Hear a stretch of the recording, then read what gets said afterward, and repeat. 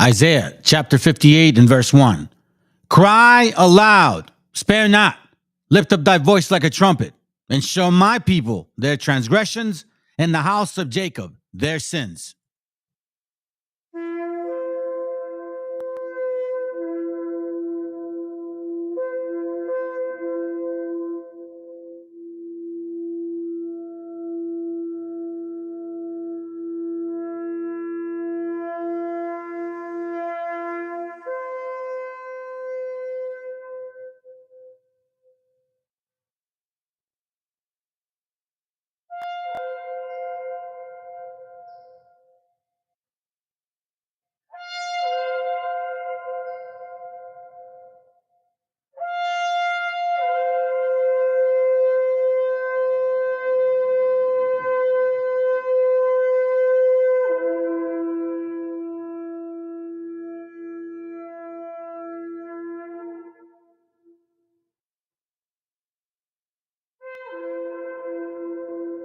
Copyright disclaimer.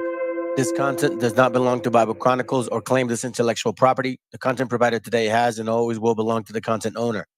Bible Chronicles does not have any affiliation with the owner of this property. As mentioned, Bible Chronicles did not intend to make use of any material for the purpose of harvesting gain.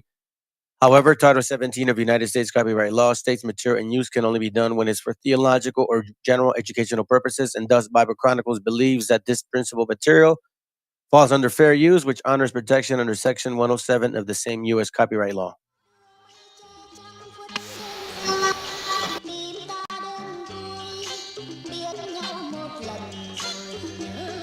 Los niños accionan pistolas, las niñas se cuidan solas, no es nada raro, señora. Venimos del rancho del cerro y la loma, donde cosecha el maíz y amapola. Lárgate de aquí, no te metas con mi gente, no, te vas a topar de frente. Lárgate de aquí, no te metas con mi gente. Mira, mira, ahí va la María, más que linda está. Se pone en la esquina a vender su mercancía. No quiere ser reina, ni tampoco rica, solo quiere feria pa' su ma y su tía. Aquí brindamos limón, tequila, ando con lo necesario bailando marimba. Ya soy muerta, pero de la risa como Speed González. Jipa, jipa, jipa, con la bendición yo ando.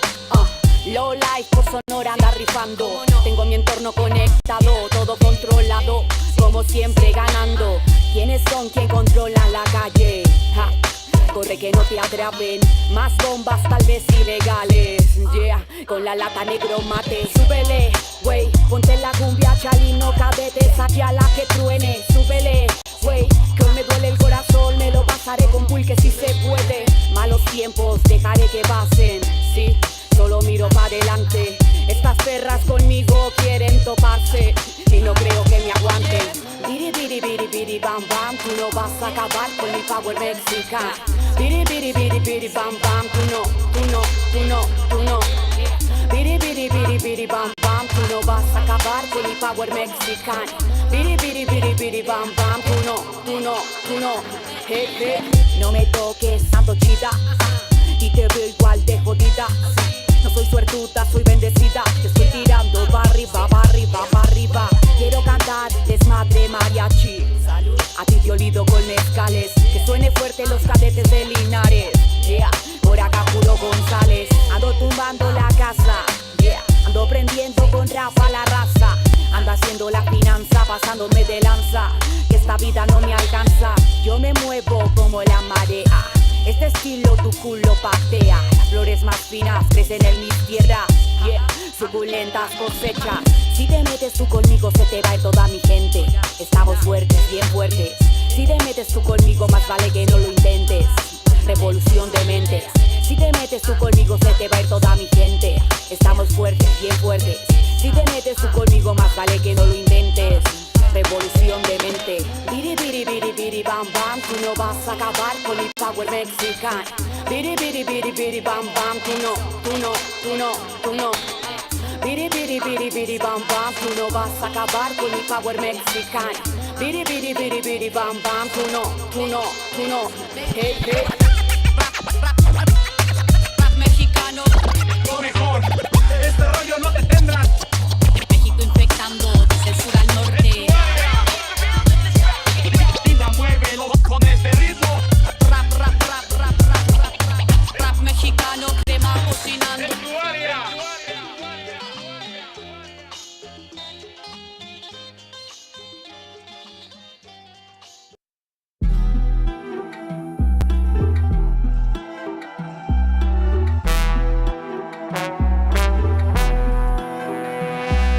Mexicano soy, llevo en alta mi bandera que rifa donde quiera, la frente en alta donde voy, me la fleto con cualquiera listo para dar pelea.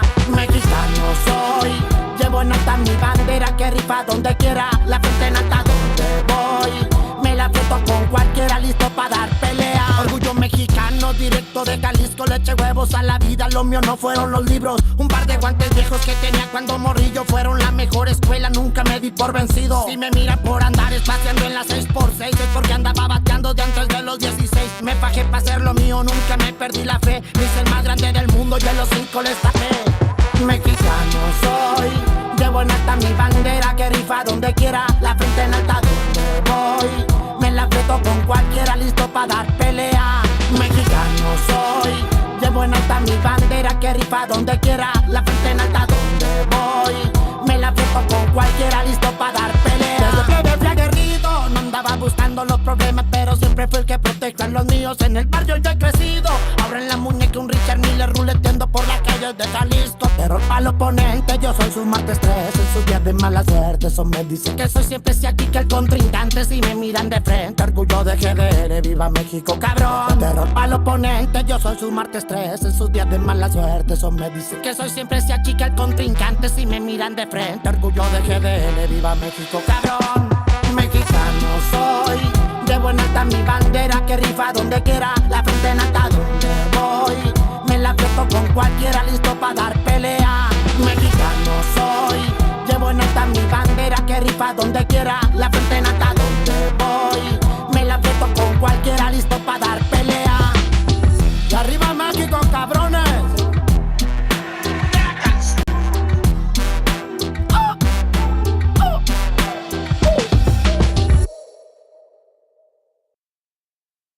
Viene a decirnos con mucha firmeza y gran convencimiento lo mismo que nos decía en el siglo XVIII el barón de Holbach, ¿no? Un filósofo francés de origen alemán.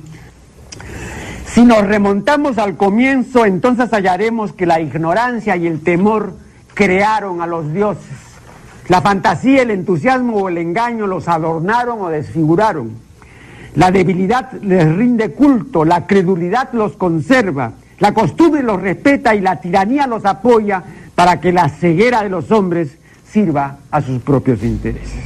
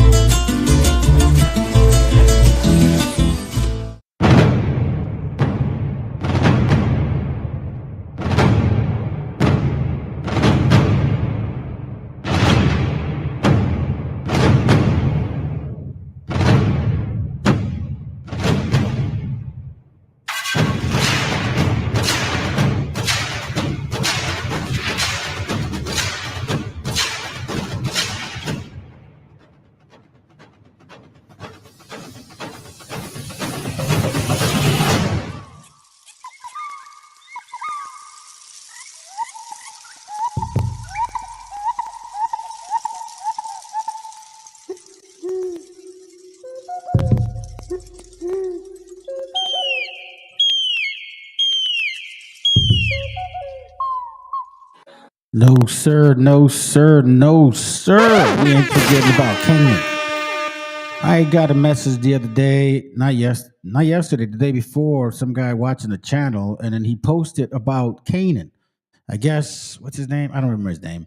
But he was over here like, hey, look, here, I'll show y'all, man, just so you guys know. Because, I always fucking bring receipts, bro. I don't just say shit. And then, like other people, right? Like, I don't do that. Like, I honestly don't like doing that. So we got this guy here. What does he show up in? Not this one. I think this one here. Let me see. Yeah. So he shows up. Here, I'll show you guys this. So he shows up. Stop. All right, hold on. All right, so I did this class yesterday, right? And then hold on, let me say what's up first of all. Jeremias, buenos días. What's up, bro? Good to have you here, brother. Meshi, what up? Here you go, sis.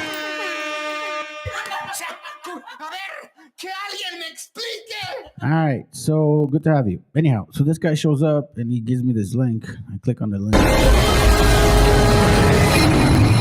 Lo and behold, it's the blackety black concept that they're the Israelites, that they ruled Europe and all that shit. You know what I'm saying? It's like, yo, like this is now that I'm like, look, I'll tell you this right now. I am way beyond this right now at this point. You guys have seen the stuff that I've been bringing out. I am way beyond this here. Like this to me is like, it's like chump change, bro. Like for real, this is like Plato to me, bro. Straight up Plato. You guys would easily get decimated in any debate with me. I'm gonna tell you that right now. Because everything that you're actually writing about or show that you're writing about Negroes of the Black Sea, I can always bring another actual documentation that completely confounds and debunks your bullshit. Right? So it's like, I didn't forget about y'all. Hey, look, it looks so funny. Look, you see? This is why you guys show up to my channel. You probably Google it and shit. Where is he at? Where is it at? I saw it. I saw the name. Hold on. That's it. MESHIACHA. You see what I'm saying? So you probably Google that and you're like, oh, and then it shows up. Like my channel shows up. Because nobody else was sharing with that at all with y'all. Nobody was talking about it. Nobody was saying it. You know what I mean? So this is why. But anyways, like I trip out on you guys, man, because in the same time, like you use all these funky ass fucking examples, and then you go and dig yourself in a hole. Where is this hole at? I think it's right around. Where is it at? I think he shows it somewhere around here. They show. Is this the one? I thought it was the one.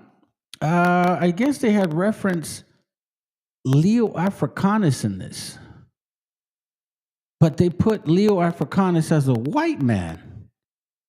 It's like, what? Leo Africanus ain't no Wedo, but apparently they considered him a Wedo. I'm sure this is the video. I was tripping on it. So I was like, why is this guy posting his link out here? Like he's gonna show us something, supposedly something we don't know. Right? Or something we've never heard of, or something we've never had to debunk. Get what I'm saying? Look, so I'm gonna touch on these things here on this coming up video. My friends, this is time to start waking the hell up. What up, bro? What up? Good to have you. We're going to go back to this topic, man, because, I've been on another topic for a little bit, but we're going back to this topic because I found more information, more reasons to talk about this shit, especially now. You know what I mean? So let's begin with the session. And I think you guys are going to like it. Let's go. All right, y'all, these Negritos were some of the first people to inhabit the Americas in ancient times. This is true. The indigenous people were described as so black that they looked like infernal devils. Explorers like Hernando de Soto, when he got to Florida in 1512, he started warring with the Florida Indians, who he described as big, black. We've always been here. We are the indigenous people. All right, so check this out. Let's see if this is true. So he mentions De Soto. All right, well, we got De Soto right here. The history of Hernando de Soto in Florida between 1512 to 1560. Bernard, his ship. You guys know this, 1881. This is always a reprint, but let's get to my point. On page 87, let's see what he's talking about. Let's see if he actually says what he's talking about. All right, let's get to the point. It says here, among them, there were two kings, more beautiful in form and stature that can possibly be described. One was about 40 years old and the other about 24. The oldest had a deer skin around his body, artificially wrought in the masked figure. His head was without covering. His hair was tied back in various knots, like braids. Around his neck, he wore a long chain ornament with many stones in different colors. The young man was similar in the general appearance. This is the finest looking tribe, he says, and the handsomest in their custom that we have found in our voyage. Now, were they dark black like this guy was saying? On the contrary, mon frere, they were not like you. They exceed us in size, and they were of a very fair complexion. Hold on a second. If they were, why would they be a fair complexion? Some of them incline more to a white, not a, like this guy said, or like this guy is. By the way, Chiwiwi is AKA Wabos. That's what it is. We're just making fun of y'all. And others of a tawny, not a. And their faces are sharp. Their hair long and black, not woolly like a. Now, check this out, and it gets even better. Okay, it gets even better. Okay, their women are of the same form, beauty and graceful and fine countenance, and pleasing appearance in the manner and modesty. They wear no clothing except of deerskin ornaments like those worn by men. Okay, some wear very rich link skin upon their arms and various ornaments upon their head, composed of braids of their hair, which also hang down upon their breasts on each side. Now, I've never, in my experience of, unless you're mixed with white people, you guys don't have that. Now, this is something very interesting that I think you brothers and sisters need to really understand. There is something to this. Others wear different ornaments, such as women in Egypt and Syria use. Now, here's my question to you, Wabos, or it says here that a lot of us wore several pieces of copper, okay? Now, the reason I'm saying this is because if we are very familiar with copper ornaments that were not uncommon in Indians, why the hell didn't they just say, if we were wearing copper, that our skin was like copper?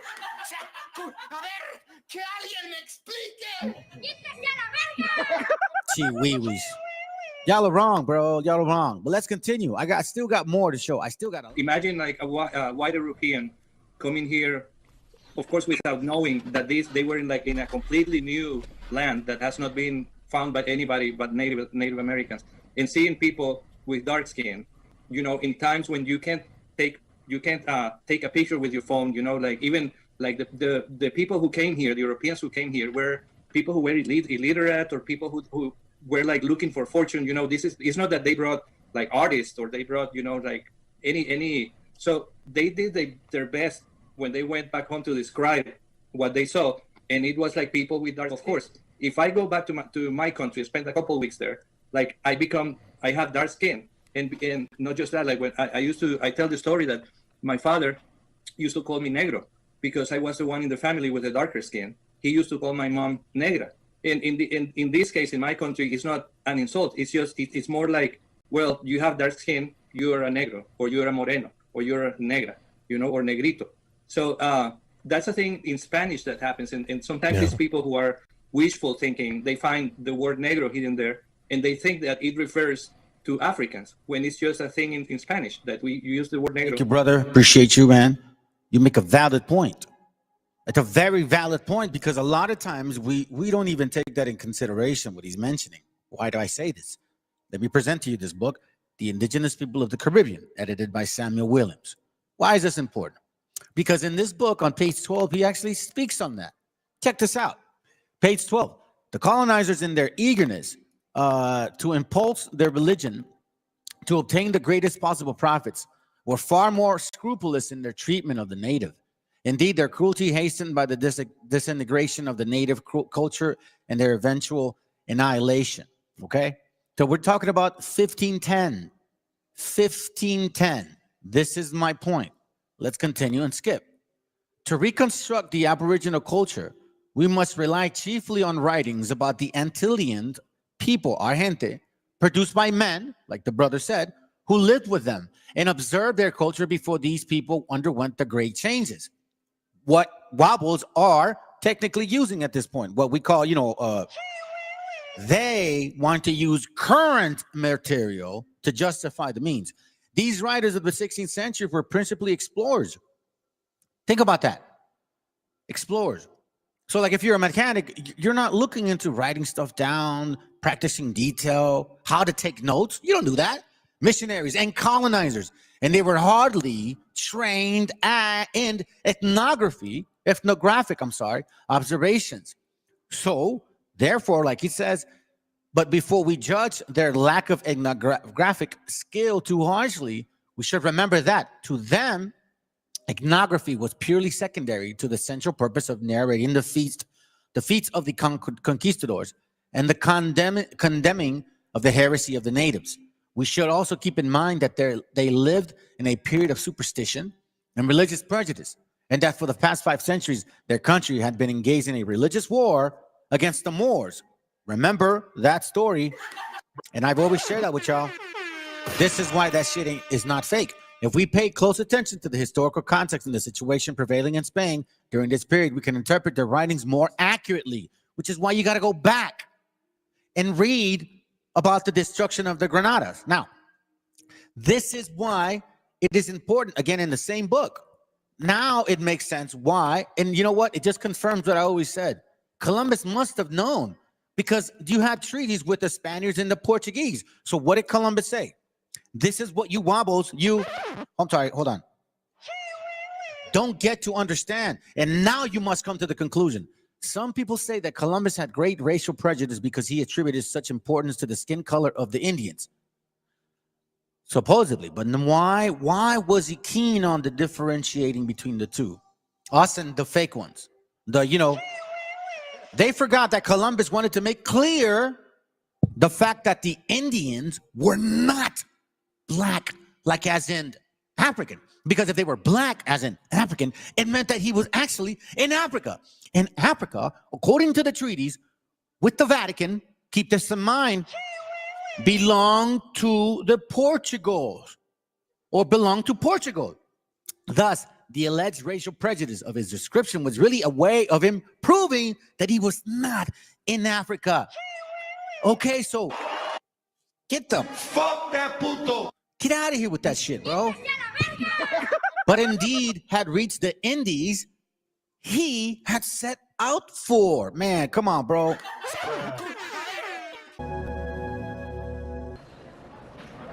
Biological anthropologists like myself spend our lives studying how humans evolved and why we differ from one another physically. Our skin provides one of the most visible markers of human variability. Using measured skin colors and environmental data, it showed UV intensity does indeed predict skin color. Wherever UV is strong, skin is dark, like it is near the equator or at high altitude. At the poles, the skin of indigenous people is almost always lighter. That suggests that variation in human skin melanin production arose as different populations adapted biologically to different solar conditions around the world. The thing is, where once human migrations took many generations, we now move about the planet at the speed of sound. That means increasing numbers of us have pigmentation that's not a good match with where we live. People with fair skin and red hair, your phenotype is telling you you have a high risk of skin cancer if you're out in the sun. If you're a dark-skinned individual, living, for example, in Scandinavia or in Minnesota, you're not going to have optimal exposure to UV for optimal vitamin D synthesis, and you need to take supplements. We now know that we need to make cultural adaptations like these to stay healthy, but that's not all we've learned.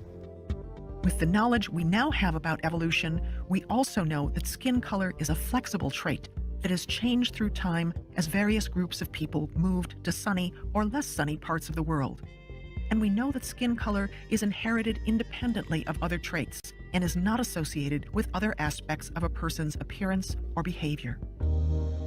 Present day DNA, where we have mitochondrial DNA, we have, peer-reviewed science studies. You will never find a peer-reviewed study that holds any water in any Afrocentric or Abocentric based study.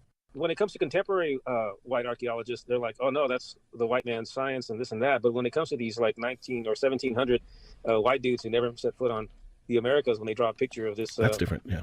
When they draw a picture of Moctezuma and he has these cherubic features, and yet colored with dark skin, all of a sudden these are the guys we should believe, not the guys that actually use genetics. A book in 1907 We're going to get into specifics and as to what these people look like, what our gente look like, right? Or Taino brothers.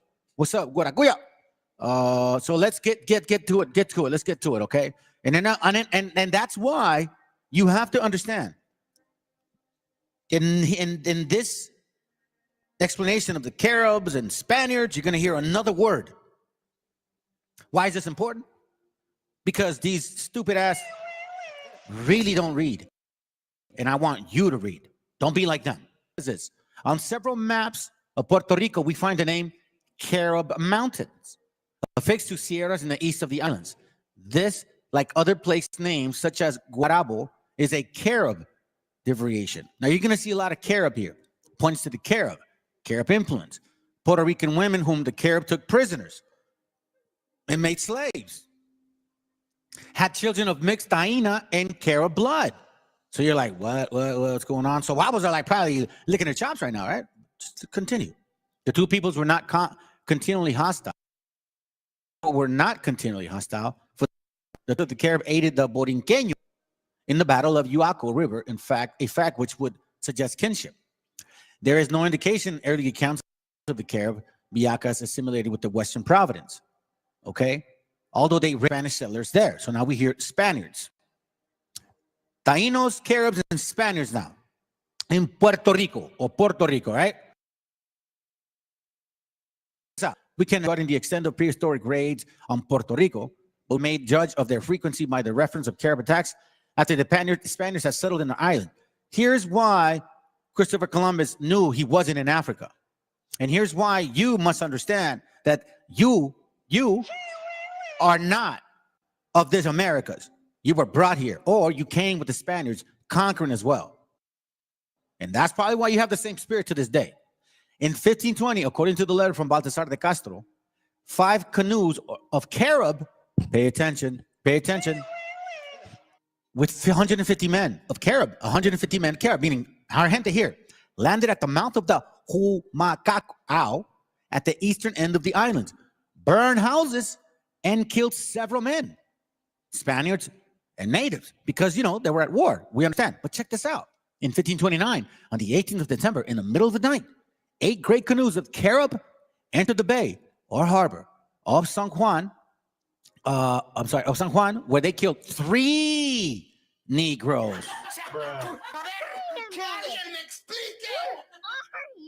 And caused great fear. In 1530, they made a descent of 500 men. And check this out. On the eastern end of the island, capturing and killing several men, women, and carrying off 25 Negroes who it is supposed were afterwards eaten.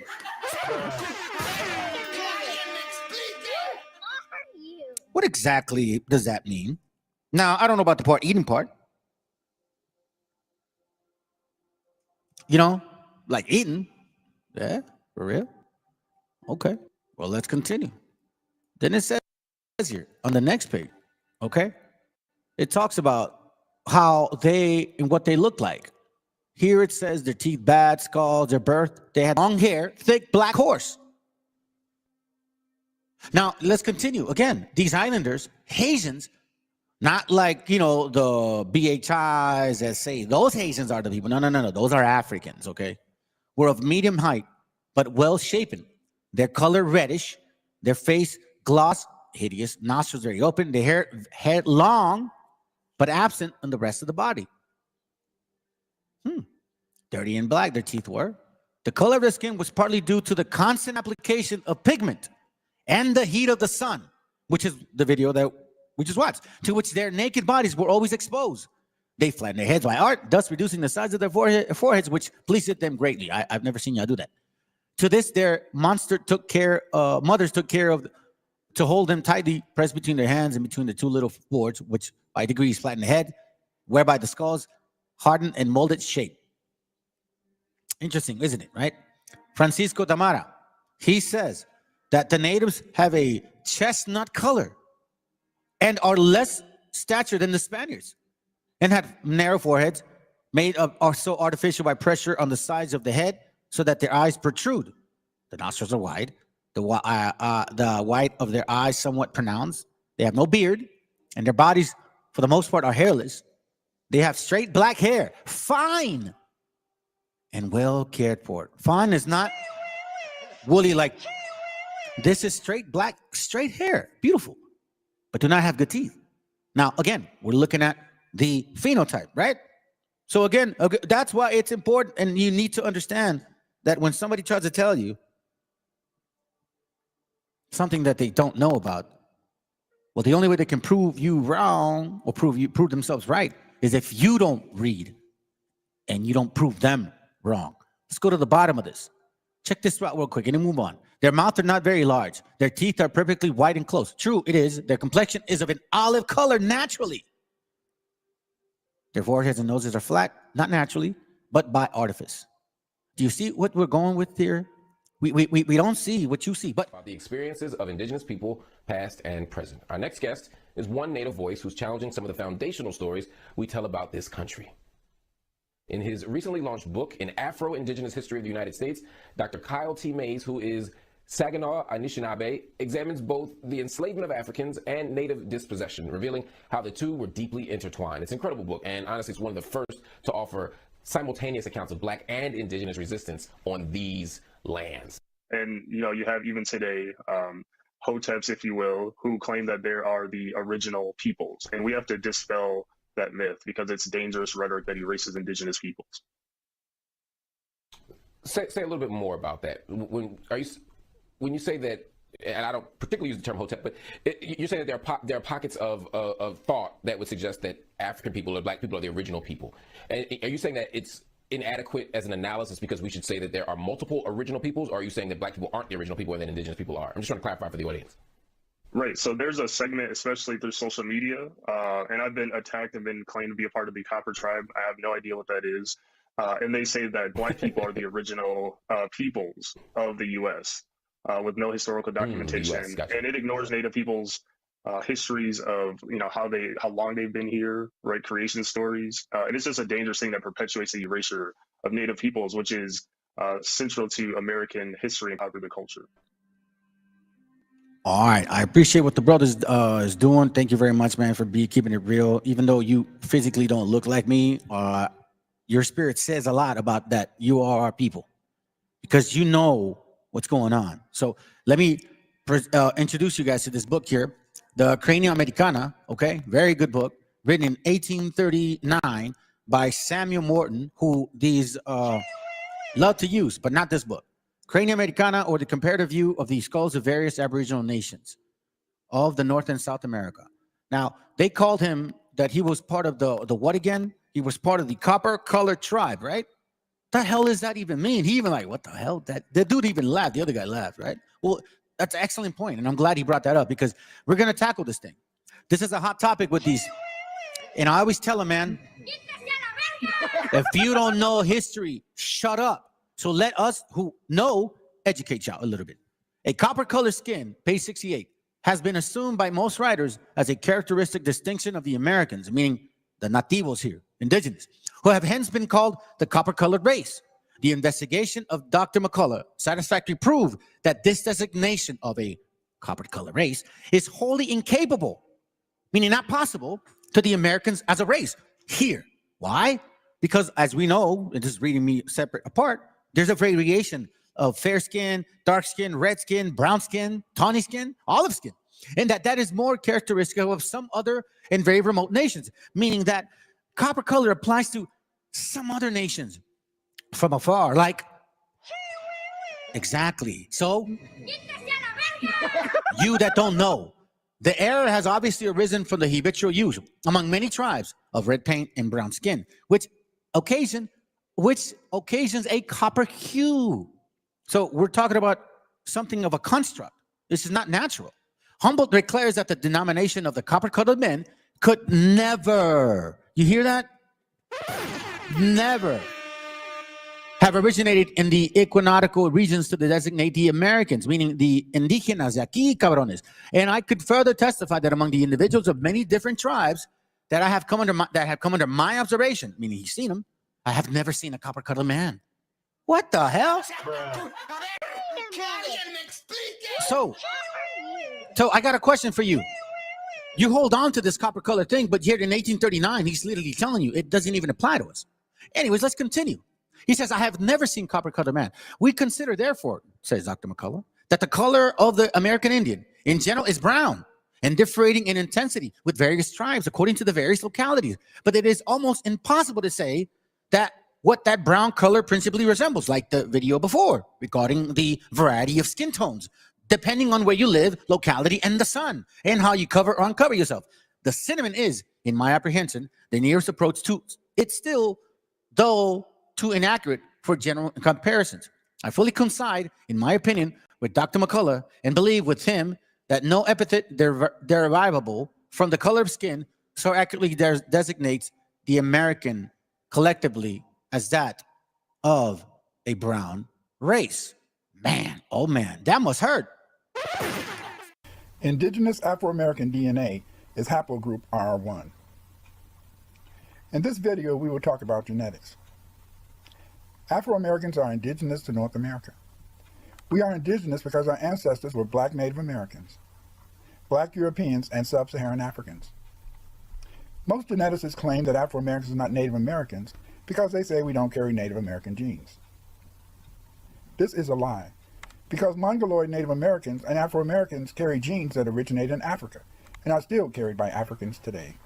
But we have not detected any African-like populations in the New World, to my knowledge. And African populations are very, very genetically distinct. All right, so now hopefully you all tight. You Chihuahuas can finally get it. An inquiry into the distinctive characteristics of the aboriginal races of America. Same writer, Samuel Morton. Okay, 1844. Colombianos loves to read this. And so do every other stupid ass wobble. But anyways, here's my point.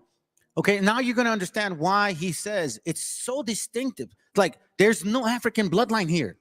And it's just so undivinely, meaning it's so consistent. And in this case, we're going to see now what it means. Because they don't know how to read. It says here, I cannot but question the physical diversities do occur. This is page 5 of the same book. And do occur, equally singular and inexplicable, as seen in different shades of color, varying from a faint tint to a complexion almost black. And this too under circumstances in which climate can have little or no influence, meaning that in some cases you may live up in the north and you can still be dark skinned, which is true. So also in reference to the stature, the difference is remarkable in the entire tribes, moreover, geographically proximate to each other. So here it's saying that yes, we're a variety of color, we're a variety of shapes. This fact, however, are mere exceptions to the general rule and do not alter the peculiar physiognomy of the Indian, meaning the way we look. So we may be darker, lighter, taller, or shorter, but the way we look, our features don't change, which is undeviantly or undeviantly, meaning like it doesn't change from it, like undeviating, like it doesn't like move from it. It's consistent, which is consistent, so to speak, characteristic as that of the Negro, because when you see one Negro, whether light, dark, black, brown, fat, skinny, they all look Negro.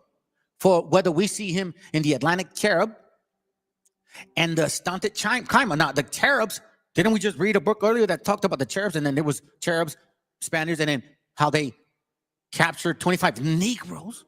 There's a difference here, right? Of course. But here we see why they get confused by this.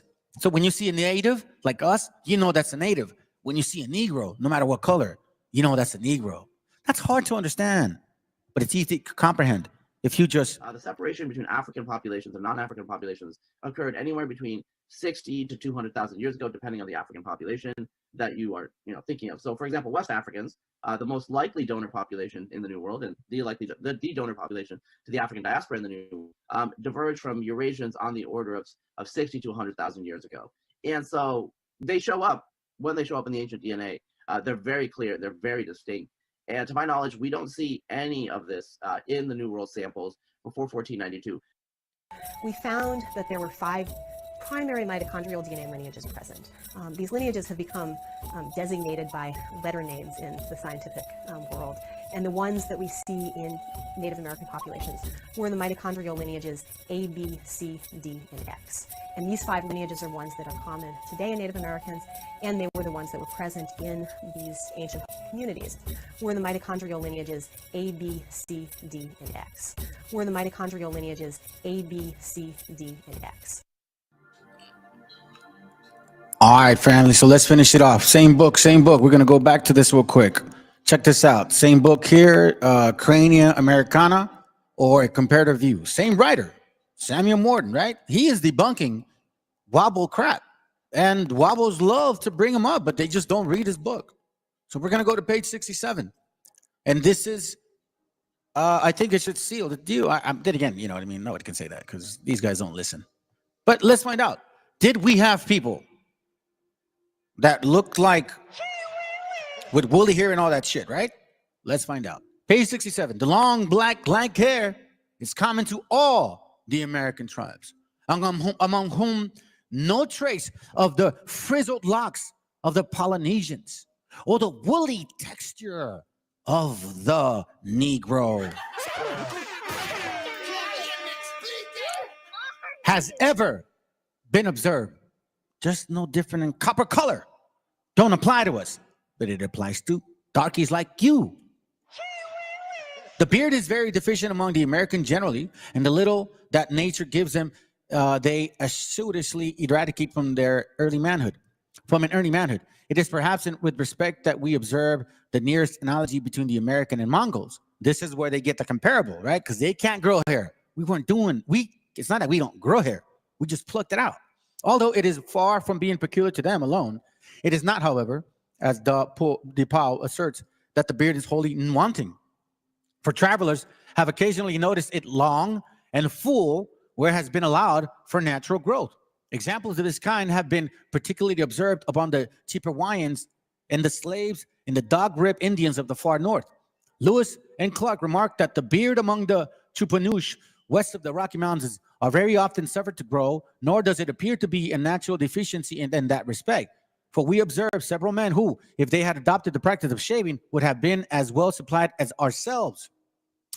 Leperoux observed good beards in about 1/2 of the Indians in New California, and the rest have probably eradicated theirs by art. And Molina says that the Chileans occasionally have a thick beard as the Spaniards. Holy moly. That's gonna hurt. Oh, that's gonna hurt. The mustaches which modern travelers have found among the inhabitants of the northwest of America are, says Humboldt, are such more curious as celebrated naturalists have left the question underdetermined whether the Americans have naturally no beard or no hairs on the rest of their bodies, or whether they pluck them out care. Here's a little extra one so you could take it to go, okay? If Rodrigo Bastida saw the Indians he enslaved as Loro or Negro in 1497 because the contract determined that that's how he should see them, Amerigo Vespucci identified the indigenous people of Paraya, Venezuela, as having a reddish cast to their flesh like that of lions with flattened faces, similar to those of the Tartars. Now, again, keep this in mind, that copper color is not like lion's flesh or lion's fur.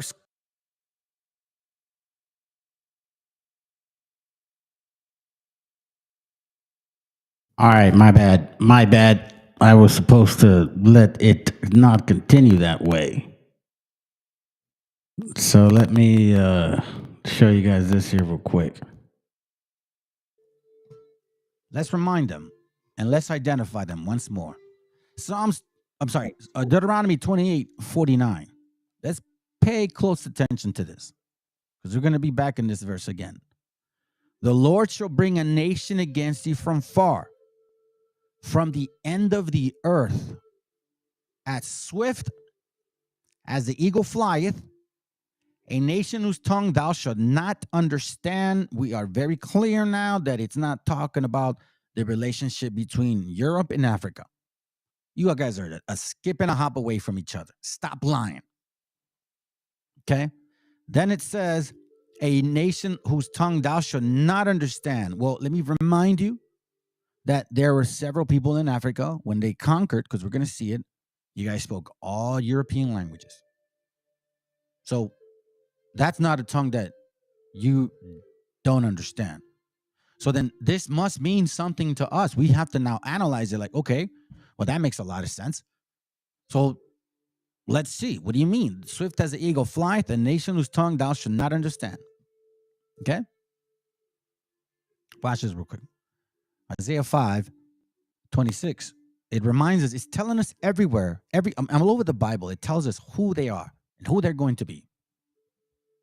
Isaiah 5:26 says, and he lifted up an ensign to the nations from afar, and will hiss unto them from the end of the earth, like, psst, psst. And behold, they shall come with speed swiftly. None shall be weary, none shall be weary nor stumble among them. None shall slumber nor sleep, neither shall the girdles of their loins be loosened, nor the latchet of their shoes be broken. You see, they're going to be ready, whose arrows are sharp, and their bows bent. Their horses' hoof shall be counted like flint, and their wheels like wheelbarrows. There's an actual book, and I just thought about it. I don't know why I didn't think about it before. I'm not going to segue, but it says it doesn't say it exactly like that. It mentions the hoofs and the flint and the horses. Let's continue. The same nation, these nations, their roaring shall be like a lion, and shall roar like young lions. Yea, they shall roar and lay hold of the prey, and shall carry it away safe, and none shall deliver it. And in that day they shall roar against them like the roaring of the sea. If one look unto the land, there behold darkness and sorrow, and the light is darkened in the heavens thereof. So now we see lots of trouble potentially happening from afar. A nation from afar. Well, who is this nation? Jeremiah 5:15. Watch this. It says, lo, I will bring. Wait, do I want to read 14? Yeah, let's read 14. It says, wherefore thus say the Lord God of hosts, because ye speak these words, behold, I will make my words into thy mouth fire, and these people wood, and I shall devour them. Watch this. Lo, I bring a nation upon you from afar, O house of Israel, saith the Lord. It is a mighty nation. It is an ancient nation.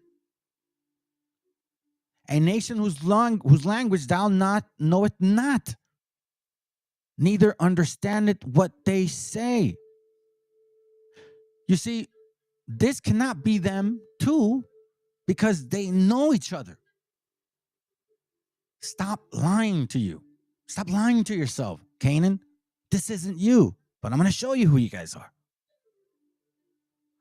Their quivers is as open as the sepulchre. They are all mighty men. Watch this. And they shall eat up thine harvest and thy bread, which thy sons and thy daughters shall eat. They shall eat it up of thy flocks and thy herds. They shall eat up thy vines and thy fig trees. They shall impoverish thy fenced cities, wherein thou trusted with the sword. If you guys remember the book, the Maya Conquistadors, they literally say this. 21 padres, all black, taking their food, taking their living, their homes, and no pay nothing. I don't want to look through it. As I'm reading it more, like it's coming to me now. Well, praises to the Most High. But I've showed you guys that book before. It's called Maya Conquistadors. Exactly this right here is happening.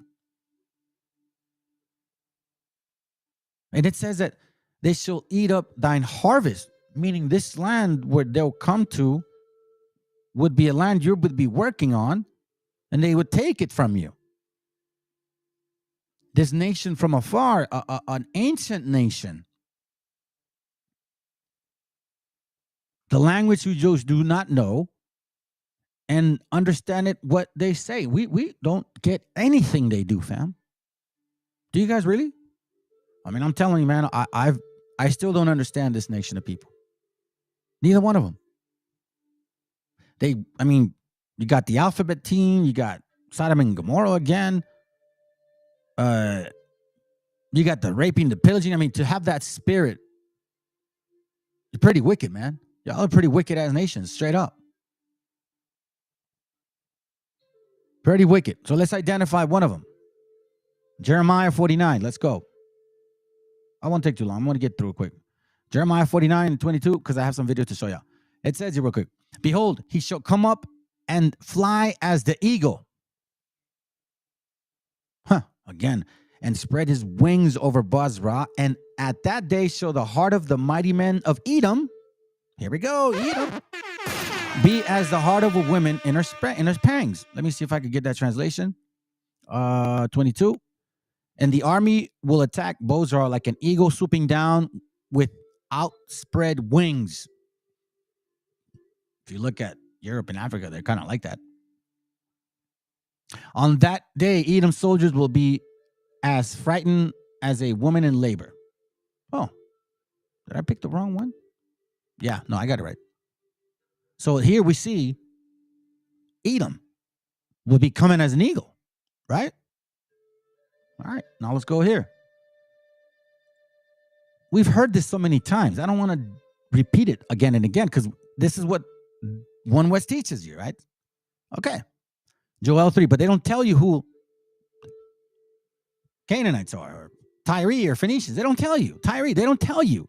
They say it's some people over there. Okay, let's go.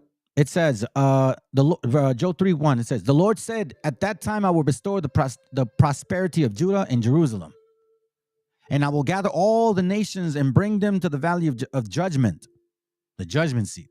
There I will judge them for all they have done to my people.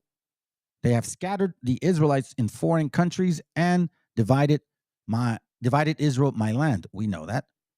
They threw dice to the, oh no, sorry, my bad. Wrong translation. They have cast lots for my people. Like, hey, you take this portion. Encomiendas. Do you guys know what encomiendas are? Exactly that. They have cast lots for my people. You get this portion. You get that portion. You get these people. You get that people.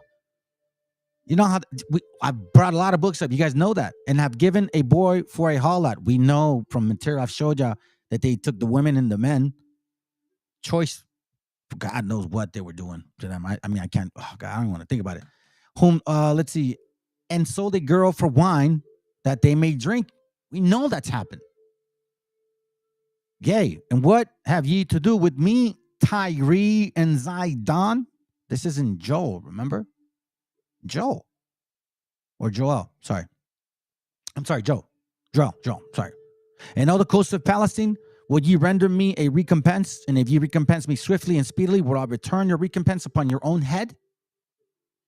Because ye have taken my silver and my gold, and have carried into your temples my good, godly, pleasant things. The children of also of Judah and the children of Jerusalem, ye have sold unto the Grecians, that ye might remove them far from their borders. Who came with them, family? Who's always in hand to hand whenever there's issues? They don't go to us. The hell they go. They don't go to us, man. I don't even want to go there. Lamentations 4:19. Our prosecutors are swifter than the eagles of heaven. They pursue us upon the mountains. They laid wait for us in the wilderness. Again, the eagle. The eagle, the eagle. Let's go to Hosea real quick. I'm going to start trying to show you guys something else too. All right. Try to get fast on these classes, man. I don't want to be hours in these classes anymore. Hosea chapter 8, verse 1. It says, set the trumpets to thy mouth. He shall come as an eagle against the house of the Lord, because they have transgressed my covenant and trespassed against my law. So keep this in mind, heathens. It's the only reason why this happened to us. It's the only reason why. And now the Messiah had warned us again who that nation would be. He told us who it would be. All right. But before we go there, let's go to this and this. Deuteronomy 28:46, it says, and they shall be upon thee for a sign and for a wonder upon thy seed forever, until the whole prophecy comes in. Okay? Remember that. What things will be? Watch this. One of the curses. It says, verse 26, and thy carcasses shall be meat unto all the fowls of the air, thy carcasses. and unto the beasts of the earth, and none shall fray them away. Now we know smallpox decimated our people, wars. What was the book? The Imperial, this one here. Let me show you guys real quick. Watch.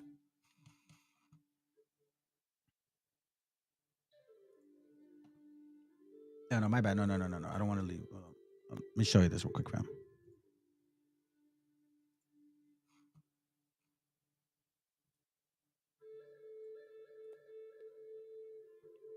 Watch this real quick.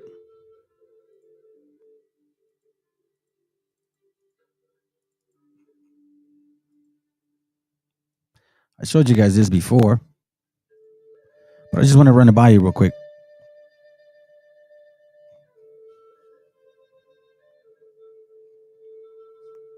Remember this part. 125 million reduced to 90%. People were hacked apart, axes, swords, burned alive, trampled under horses like the hoofs, hunted as game, and fed to dogs, shot, beaten, stabbed, scalped for bounty, hung on meat hooks, thrown over the ships, worked to death, starved, frozen, forced marches, internment camps, deliberately infected with epidemic diseases. So this would cause for your carcasses to be left there. They're not going to pick them up. Are they going to clean up the blood? And thy carcasses shall be meat unto all the fowls of the air, and unto the beasts of the earth, and no man shall fray them away. So now, carcasses, perfect.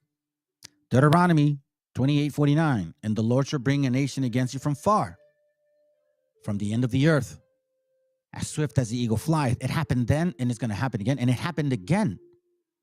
So this nation, this particular experience would happen to us, right? And it would be a sign for us to know who they are. So it says here that these people from afar, with the sign of an eagle, with the attitude of an eagle, with fierce countenance, they don't give a damn about us, even to this very day. You can see it. A nation whose tongue thou should not understand. We did not know what they spoke. Black and white conquistadors, we did not know what you taught, what you spoke. But you knew French. What? You know English. You know Dutch, Spanish, Portuguese. We know that now. So now, I'm bringing this up because check this out. It was in the past, but then that's why the Messiah said what he said here. Okay? So you got to pay attention, family. Matthew chapter 24, verse 28. This is what the Messiah said. The MESHIACHA. He goes, for wheresoever the carcass is, there will the eagles be gathered together.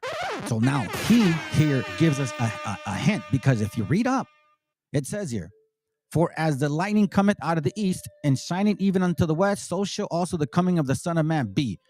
They came from the east. So his coming is from the east. And he's saying, and for wheresoever the carcass is, there will the eagles be gathered, because he's coming after you. See, you guys never read this. You guys never knew this. Because the word isn't with you. You're not the people of the book. Let me show you something real quick. This is how we know. Leviticus 26:30. I will destroy your high places and cut down your images and cast your carcasses upon the carcasses of your idols, and my soul shall abhor you. Now we know we had idols. I showed you the video the other day. And we had high places dropping the heads down, right? And I will destroy your high places, the pyramids, and cut down your images, and cast your carcasses upon carcasses.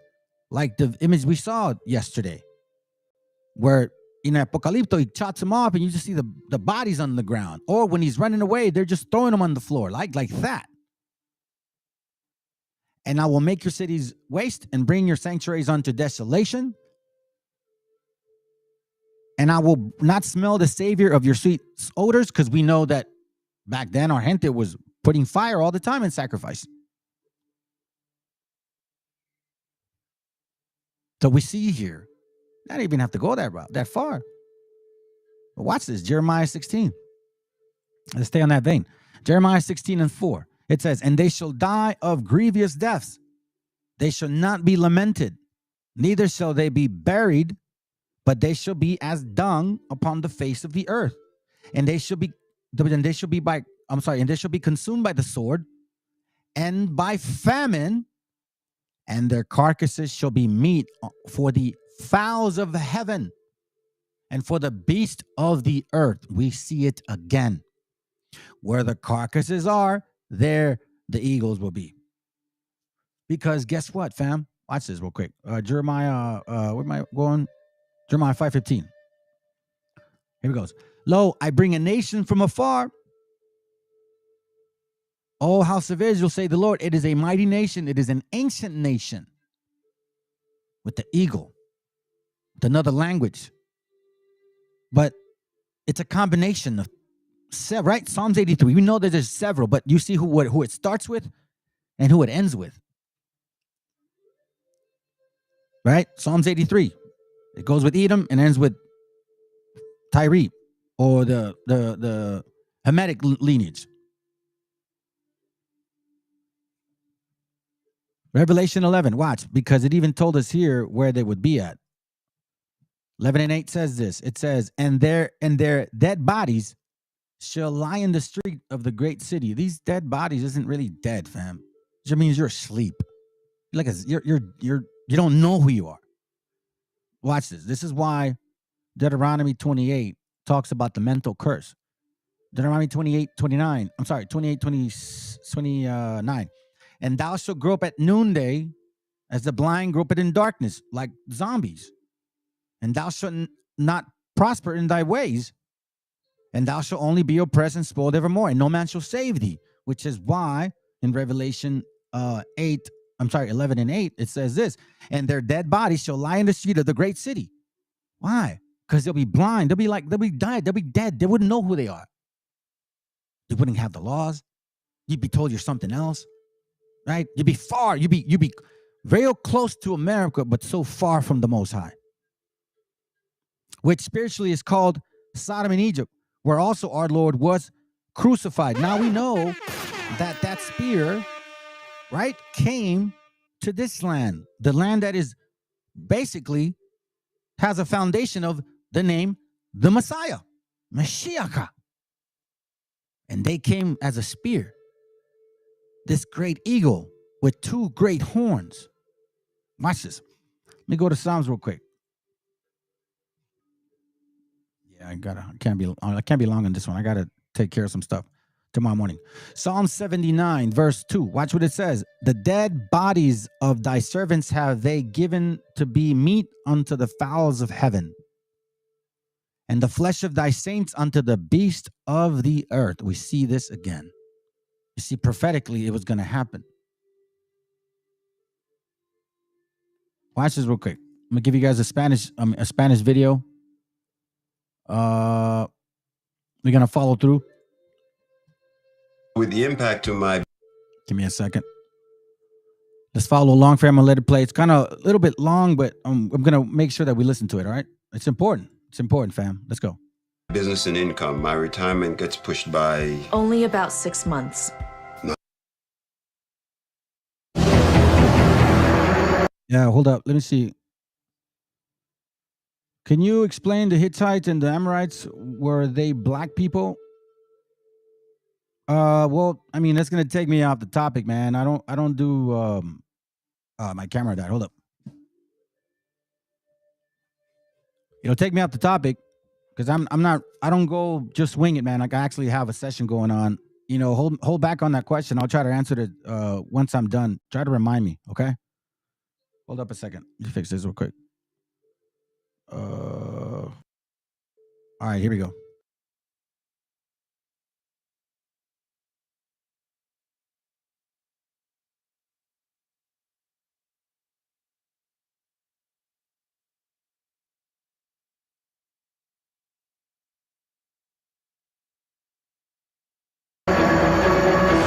Bienvenido. By the way, this is it's in Spanish. This is a Spanish channel or Spanglish channel. Okay, so if you don't speak Spanish, find somebody that speaks Spanish that can help you translate. I'm gonna put the words in Spanish translation. I mean, they're going to be in English, but, let's see as best as you can read. Let's go. Bienvenido a Yolo Camotes, videos de temas de interés general. Es popularmente sabido que la conquista de América fue llevada mayoritariamente por España, Inglaterra, Portugal y en algunos territorios Francia. Todos imaginamos a los conquistadores como hombres de tez blanca, rubios y ojos de colores, con una frondosa barba, cara a cara frente a Moctezuma, o combatiendo a los distintos pueblos indígenas. Pero la colonización europea de América no fue del todo así. Esta también tuvo protagonistas de otras latitudes, en especial africanos. These are the what does it call them? The caciques of Esmeralda, right? So Wabos love to use this picture and say, yeah, look, oh my God. These guys are African descent. They call themselves caciques to avoid to gain benefit.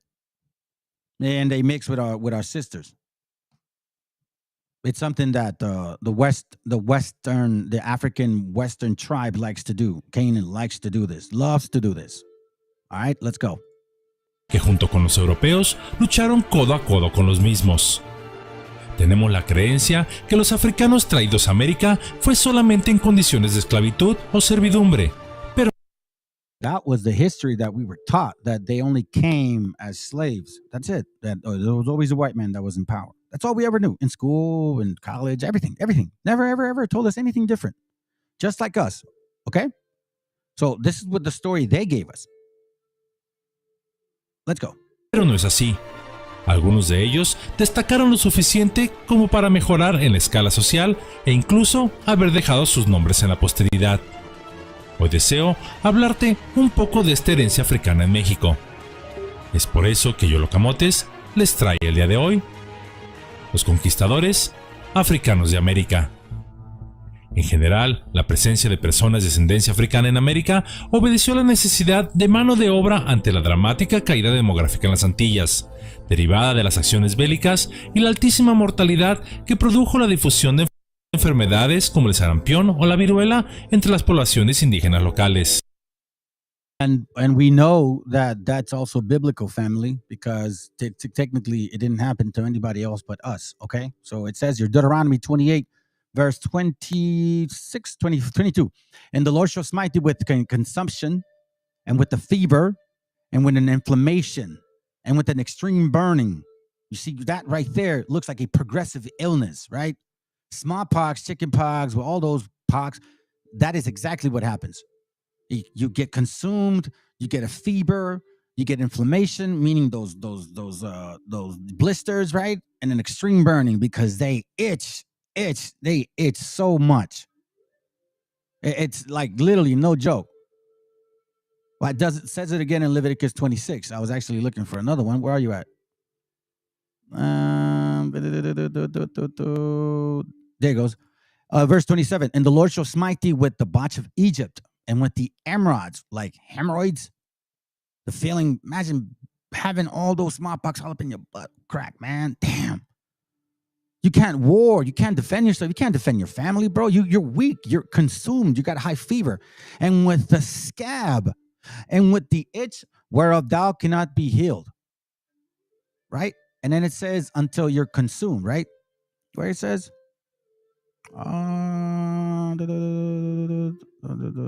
spoiled evermore, no man shall save you. There's one more, fam. Here it goes right here. Verse 35. The Lord shall smite thee in the knees and in the legs with a sore botch that cannot be healed, from the sole of thy foot unto the top of thy head. And we see the pictures here. Look, all over. These guys, our brothers, man, they couldn't get up. Look, boom. Smallpox all over their hands, on their feet, from head to toe. From head to toe. Okay? This is not a joke. This really, really is biblical. You guys need to start waking the hell up. All right, let's hurry up, man. The gathering is now. Now is the gathering. Not later, not when you feel like it, not when you pay your bills. Don't be like Juana con su frijol en la boca. No, man. Y'all got to start working to get this damn kingdom back, man. Because I'm sick and tired of seeing our people being thrown to the pits, even to this very day. To damn with these damn two horns, man. Let's go. La viruela entre las poblaciones indígenas locales. Fue así que a partir de 1502 se comenzaron a enviar esclavos negros a las colonias americanas, al considerarlos más resistentes no solo a la incidencia de virus, sino al trabajo físico en general. Sin embargo, es de destacar que el régimen esclavista español era más benigno que el portugués o el inglés. Y salvo I think it's going to try to get a commercial going, all right? Because it keeps pausing. Hold up. In this new digital era, kids have lost interest in movement and play. A study found that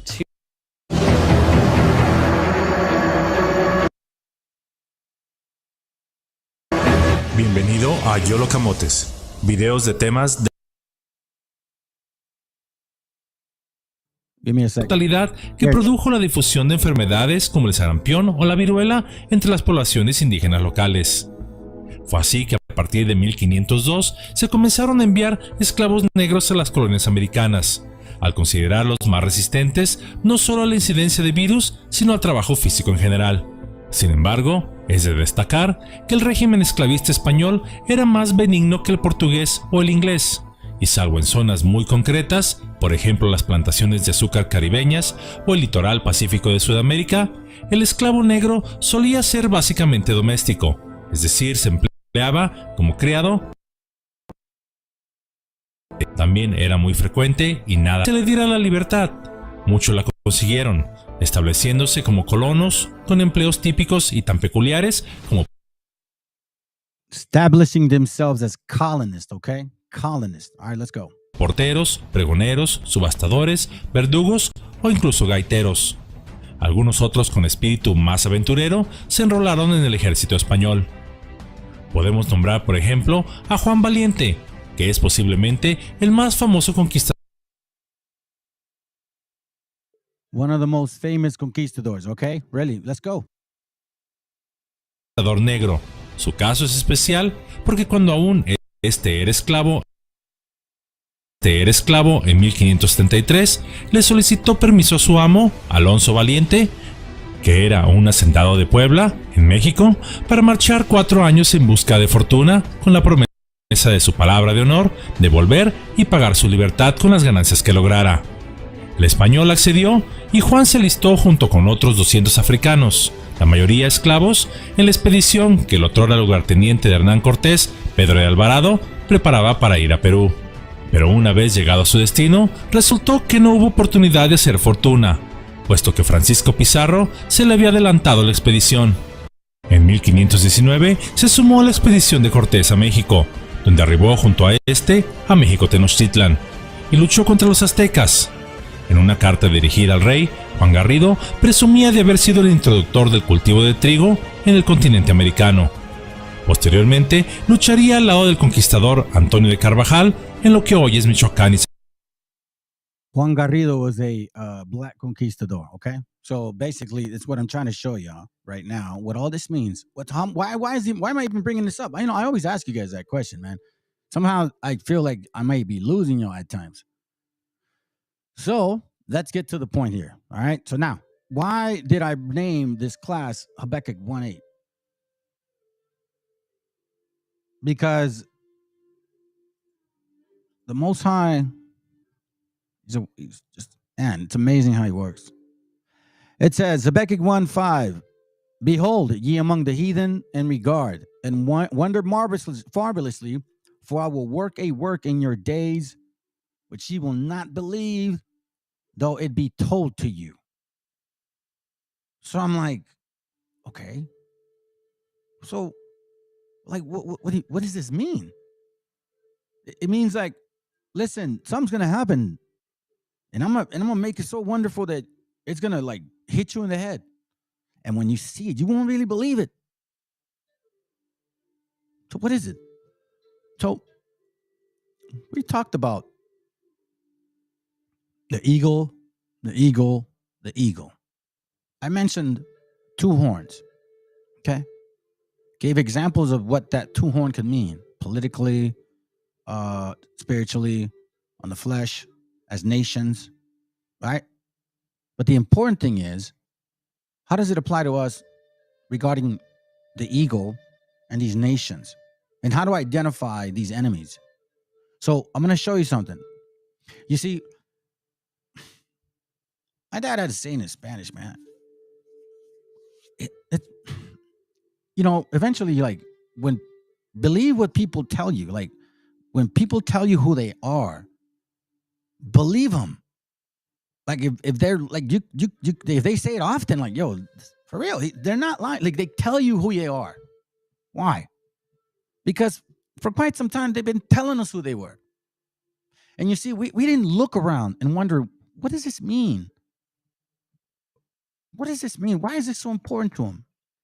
Well, Micah 1:5 says again, behold ye among the heathen, meaning us who were being scattered among them, and regard and wonder marvelously, for I will work a work in your days, which ye will not believe, though it be told to you. That was prophesied in 600 BC. Okay? In 700 AD, it was mentioned again. That's 1,300 years apart.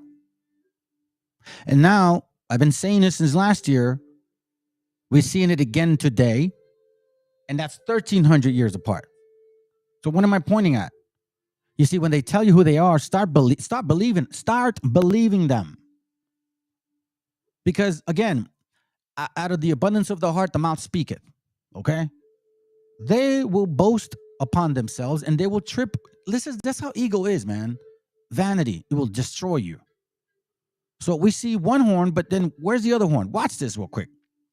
A European scholar, this is from Kaluma, it's just websites. They're boasting about their conquering, okay? So I'm going to show you 4 links or 2 where they say the same thing. All right? This is 5 things you need to know you did not know about the Moors. So now, again, I want to stress this because this is important, fam. Behold, ye among the heathen, and regard and wonder marvelously, for I will work a work in your days which ye will not believe, though I be told to you. Basically saying, then the Lord said to his people, keep watching the nations around you, and you will be astonished at what you see. I am going to do something that you will not believe when you hear about it. Like, what? What do you mean? Watch this, fam. So, number 1, the Spanish occupation by the Moors began in 711 AD when an African army under the leader Tariq ibn Zaid crossed the Straits of Gibraltar, which is only about 2 hours. See? Not from afar. That's your neighbor. And invaded the Iberian Peninsula, Andulus, Spain, under the Visigoths. That's one. But here's the important one. Let me see if I can make it bigger. Number 2, a European scholar sympathetic to the Spaniard remembered the conquest in his way. It says, the reign of the Moors, well, their horses, the reins of their horses were as fire, their faces as black as pitch, their eyes shone like burning candles. Now, watch this.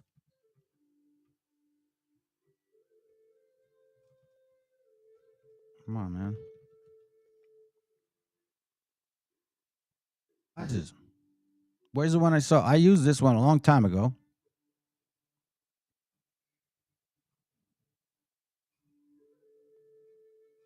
There was one where it's like really, really, really, really, really dark.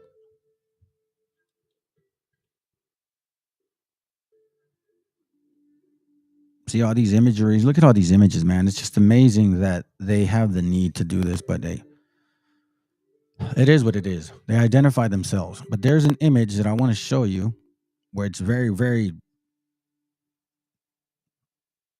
Where are you at? Where are you at? Sorry for doing this. I shouldn't do this. I need to stop doing that halfway through because I want to make sure the class continues. You can see a lot of these imageries, right? But image is image, man. Image is image. Here it goes. Maybe this guy. Oh, I know what. I got it. There it goes right there. Boom. Look at that. Right? Black and red eyes. All right?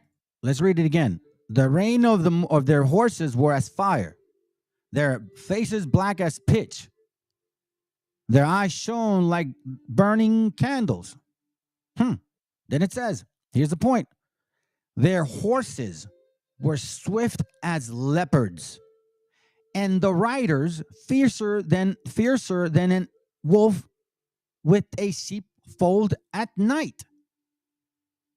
Okay? Remember Habakkuk 5? That we're not going to believe it when we see it.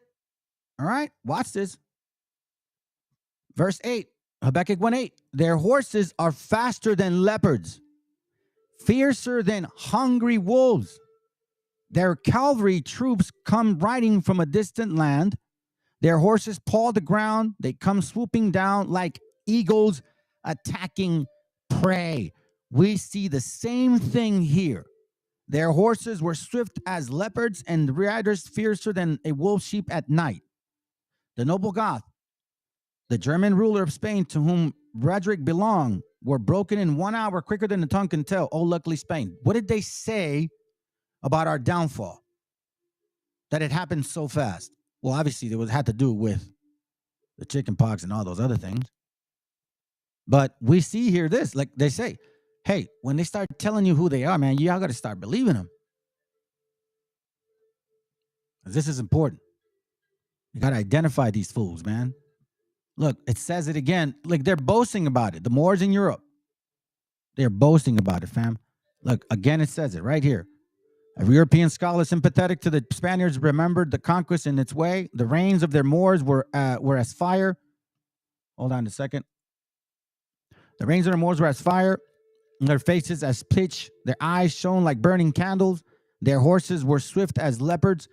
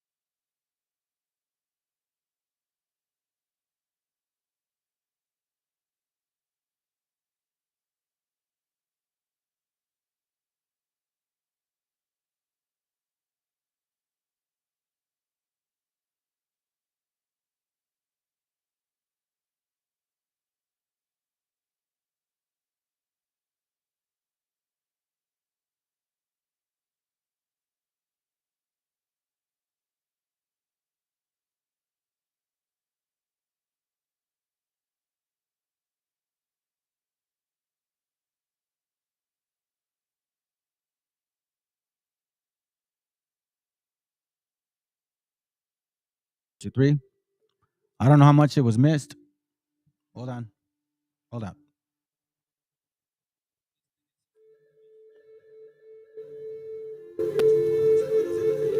Give me a second. I'm trying to check how much was missed. Hold on.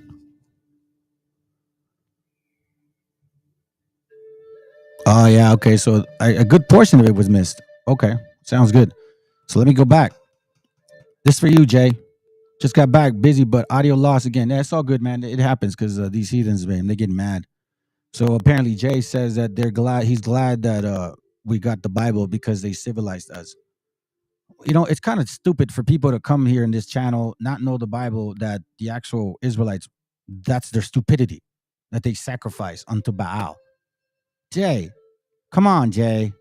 Just, you got some chitlins to cook, bro? If not, you're either a foe or a friend. You're one of the two. All right. So let's continue. Hold up. There we go. I might have to leave the sound on so I could hear it. So as you can see, 1448. Look at all these years. 1690. Look at the Empress of Rome. Mother of Nero. 1575. These coat of arms matter, fam. Okay? You see this? The Virgin Mary and Jesus Christ. You see this?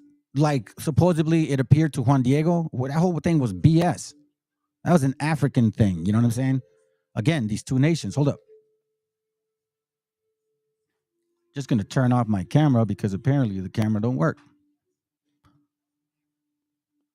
Look at this right here. Look at this right here. Look at this right here. Two horns. Two horns right here, family. Look, these are plates, okay? These coat of arms, they matter. That's why they're crests. So when you actually see a crest on King James, who authorized the translation, his crest is of the North African Saracens. So I know he's not an Israelite because the Saracens are not Israelites. They know who they descend from. They're of the Hamitic race. It's come on. You see, look at this. Look at this right here. See? Purple and gold, huh? Ah, I see you now, IUIC. Look at this right here. Holy Roman, Knights of the Holy Roman Empires. We read a book earlier that talked about Rome and United States and how America would have two horns, two nations. And you guys are always doing this. We're not lying. The so-called black man and so-called white man, you guys are always voting. You guys are always, together, the North and the South, to keep slavery. Europe and Africa? What more? Black conquistadors, white conquistadors? Republicans, Democrats aren't so-called blacks Democrats and whites Republicans? Or vice versa? You've been playing this game for constant time, but now we see your asses now. Look at this cross right here. Look at this right here, right? Look what he is. Painted panel from the outer right hand, which the young man wears the crown of the nobleman and carries the red and white military pennant and shields the Holy Roman Empire. Circa 1447. Damn. Let me see what you said, Michigan. But this J message shows us under level of studying Mesoamerican proven human sacrifice were committed to so-called gods. He cannot as many. Yep, that's true. No one on the planet can nor have they proven with the so-called accepted authorities. Statements like that only show their lack of study and ignorance, but has been propagated since the conquest. Yeah, for sure. It's like the whole thing, man. When it's a lie, it really flies like fire. Here we go right here. But see, in this channel, all praises to the Most High, who's given us wisdom, and we're starting to wake the hell up, fam. We're starting to wake the hell up. I'm gonna show you some video. I didn't want to show it, but I'm gonna have to show it today because I know it's gonna burn their spirit. So I want to show it. Matter of fact, I'm gonna show it today, okay? Because we're discovering today that in Habakkuk 1:5, this thing would be here. Habakkuk 1:5 said that the Lord said, then the Lord said to his people, keep watching the nations around you. You will be astonished at what you see. I'm going to do something that you will not believe when you hear about it. What is it? That it took this nation of people and the other nation of people to conquer our people. Look at this right here. Look at this. Boom. Eagle. It said like the eagle, as the eagle. All of these pictures here. Look at this. 1500. Look at this right here. This got bow and arrow, like we read in Jeremiah. 1670. Look at this girl. 1700. French. She seems like she's doing well for herself.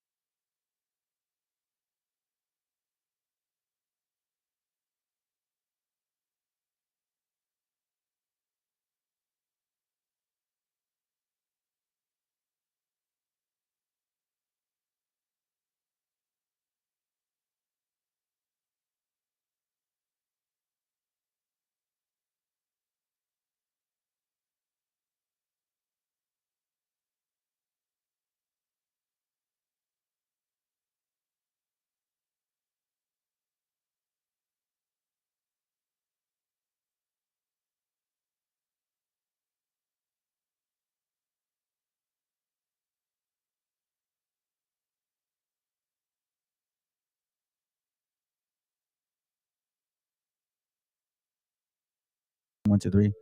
Hey, that's crazy that it disconnects. You know what? I might have to use this one. Hold on. Maybe I'll do this. Let me see if I can change it. Maybe that's what it is, man. I'm gonna use a different headset. My voice will probably sound different, fam. But it has to be done. Let's see. Where you at? Where you at? Give me a second here.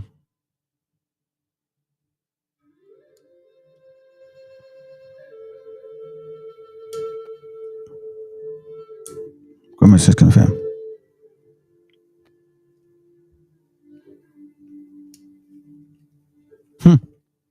What now?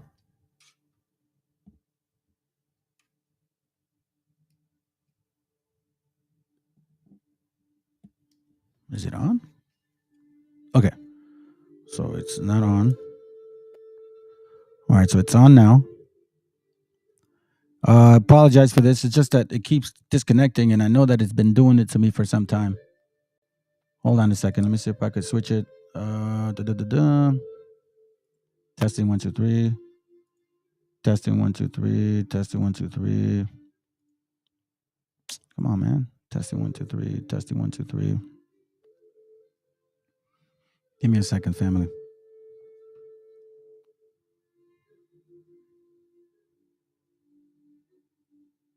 Testing 1 2 3. Hold on. All right.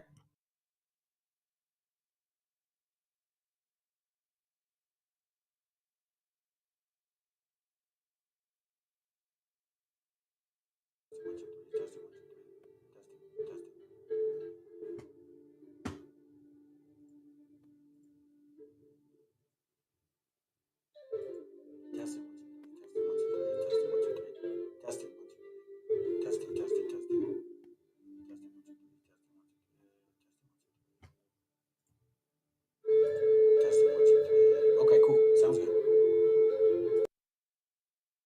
Testing.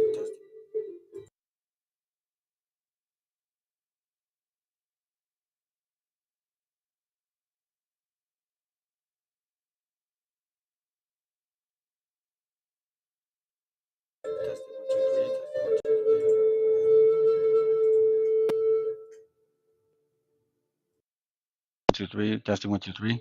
Okay, cool. All right, I think this is gonna be the better one, family. Hold on. Testing 1 2 3. Testing 1 2 3.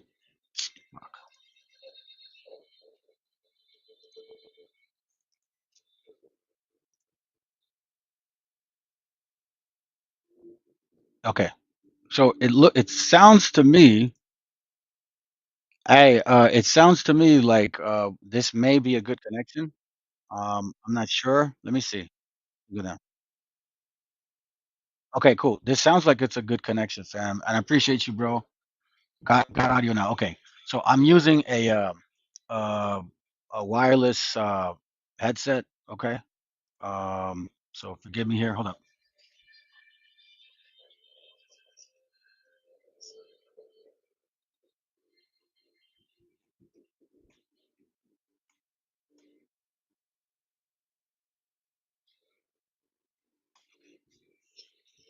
Hold on a second, fam. There it goes. Right. All right. All right. Cool. So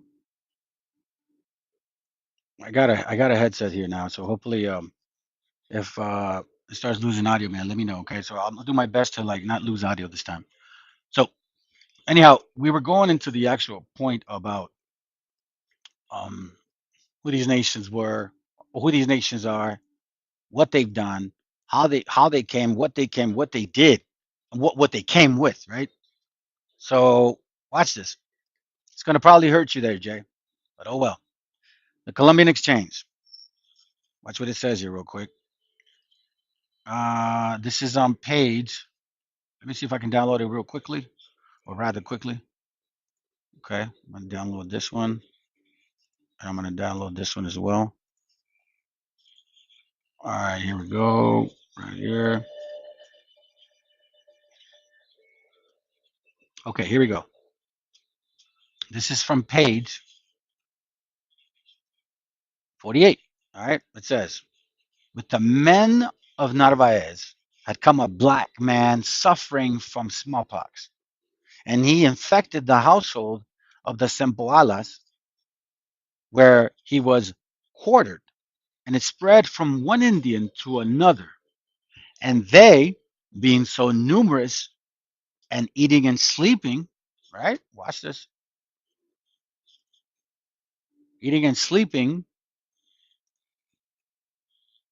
eating and sleeping together, pestilence seized them. Hold on, is that it? Oh no, my bad. I picked the same one. Hello, get out of my face. Hold on, get out of my face. That's not it. Stick. Don't forget. Don't forget. Don't forget. And it says sleeping together. Here, let me download this one because apparently I want to. Well, I want to make sure you guys can see it. Come on, man. Stupid. All right, here we go. It says, and sleeping together quickly infected the whole country. The Mexicans had never seen smallpox before and did not have even the European meager knowledge of how to deal with it. The old soldier chronicler, Bernal Diaz del Castillo, called the negro a very black dose for Mexico, for it was because of him that the whole country was stricken with a great many deaths. Yeah, man, please give me a ring, bro. So as you can see, several diseases were at work. Okay, so it wasn't again. We are trying to determine getting the understanding of these two horns. Who are these two horns?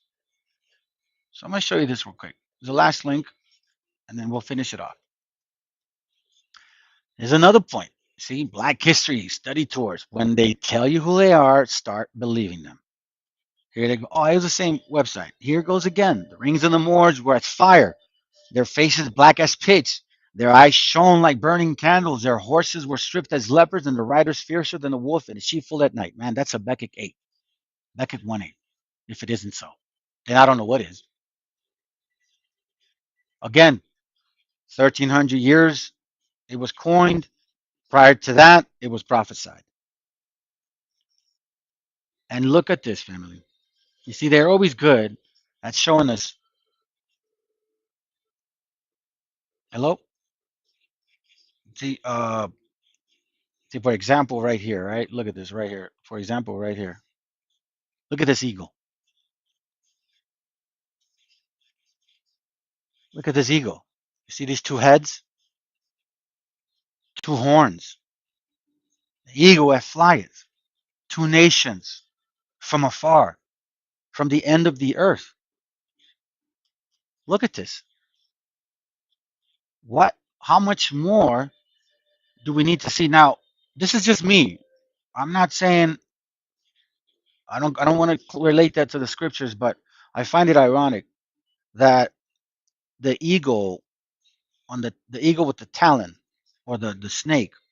So we know that the serpent had some relationship to the Messiah, and we know the eagle now who they are. Now the eagle flies to our land and attacks the serpent. I don't know, but I find it very interesting because we see here two nations, two horns, two societies, two democratic beliefs, two ways of being, two personalities, two of them working together. Both of them. One is the brain, one's the muscle. One brings a disease, one doesn't. One likes to rape them, one doesn't. Look at this.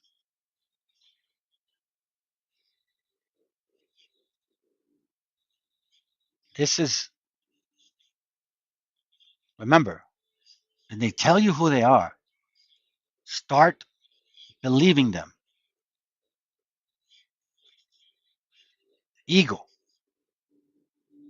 The eagle. They're knights. The eagle. They came with horses. Okay, remember this picture?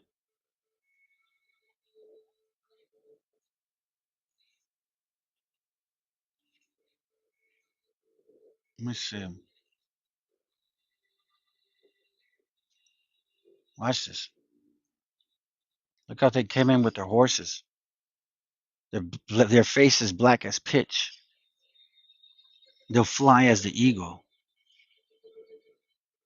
Their horses also are swifter than the leopards, and are more fierce than the evening wolves. And their horsemen shall spread themselves, and their horsemen shall come from afar. They shall fly as the eagle that hasteth to eat. And I don't know why it would be so complicated to assume otherwise. Why? You see them with their coat of arms. You see them with Roman pictures, them calling themselves Romans. So who are you then, man? My question is this one right here. Straight up. I am just kind of at odd, especially when I saw the actual scripture and it came to my face and it hit me so hard. Because look, there's a lot of material, and I'm not going to read this real quick because I'm just going to show you a lot of material that tells us that this is actually did happen. It's not. You can say, oh well, Vander Sart, what's his name, the golden age of the Moors. Oh, that's not true. And you also have to remember, look at this. I find this very interesting. So, which kind of Jews were these? It says here, watch this. This is on the Wave of Conquest, the story of Moors in Spain, the Wave of Conquest. This is page 24. Watch what it says here, okay? When at length they surrendered, Cordoba was left in. I'm sorry, let me go here. The governor and garrison took refuge in a covenant where for 3 months they were closely beleaguered. When at length they surrendered, Cordova was left in the keeping of the Jews, who had proved themselves staunch allies of the Muslims in the campaign, and who ever afterwards enjoyed great considerations at the hands of the conquerors. You see this? The Moors admitted them to their intimacy, and until very late times never persecuted them as a Gothic priest had done. You see, whenever the arm of the Saracens penetrated, there we shall also find the Jews in close pursuit. I've been saying this, that King James is of the bloodline of the Saracens.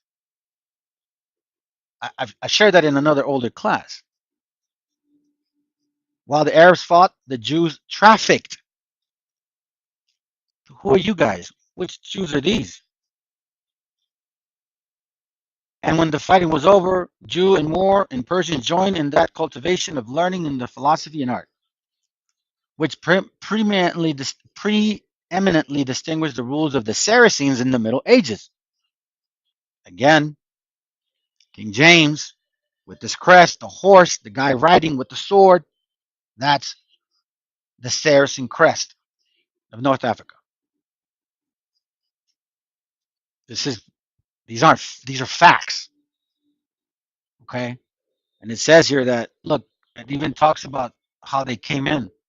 A storm of hail, which the Muslims regarded as a special favor of Providence, muffled the cattle of their horses' hoofs. These men came with horses. All right. So now I don't need to bring you the actual the Moors, right? Because we already seen that book before. I'm gonna finish it with these two things here. Hopefully I can find them.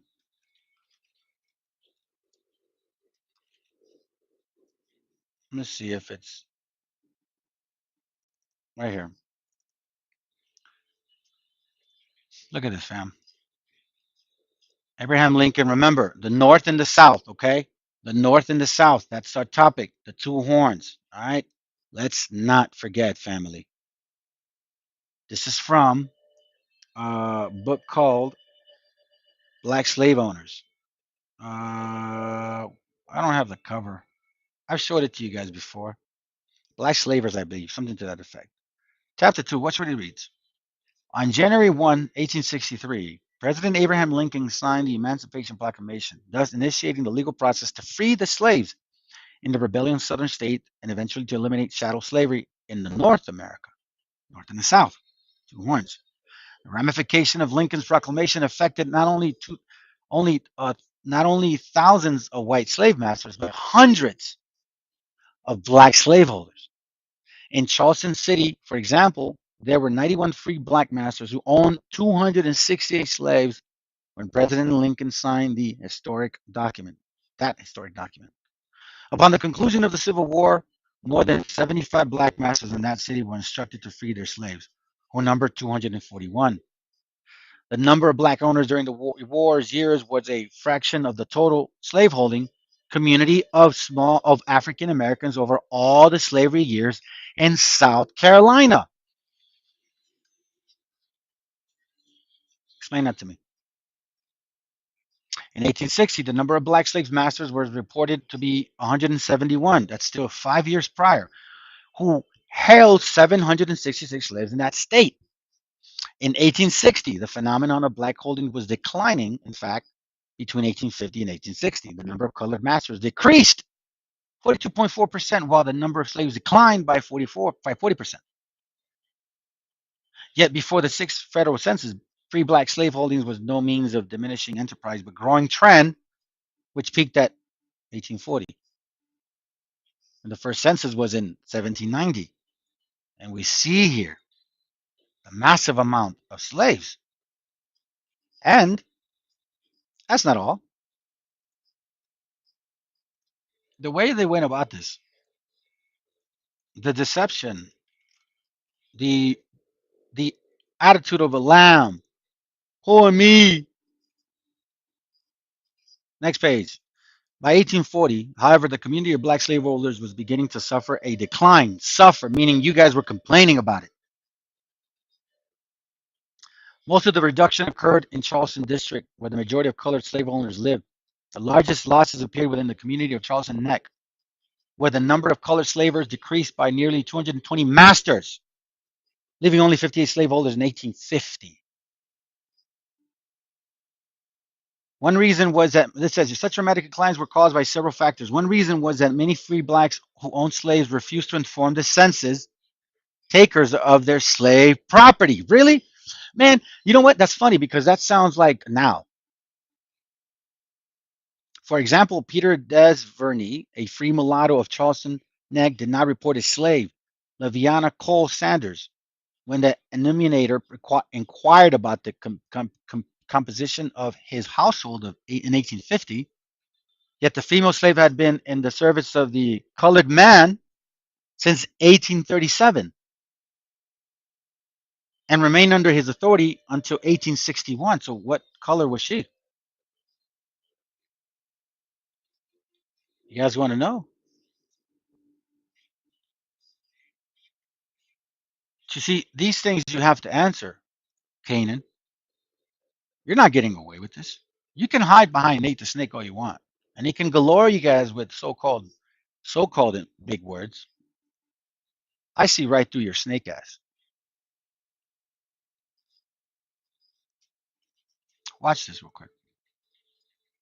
So now that we know that they did have slaves, that's why when these 1830 conventions, what are they about?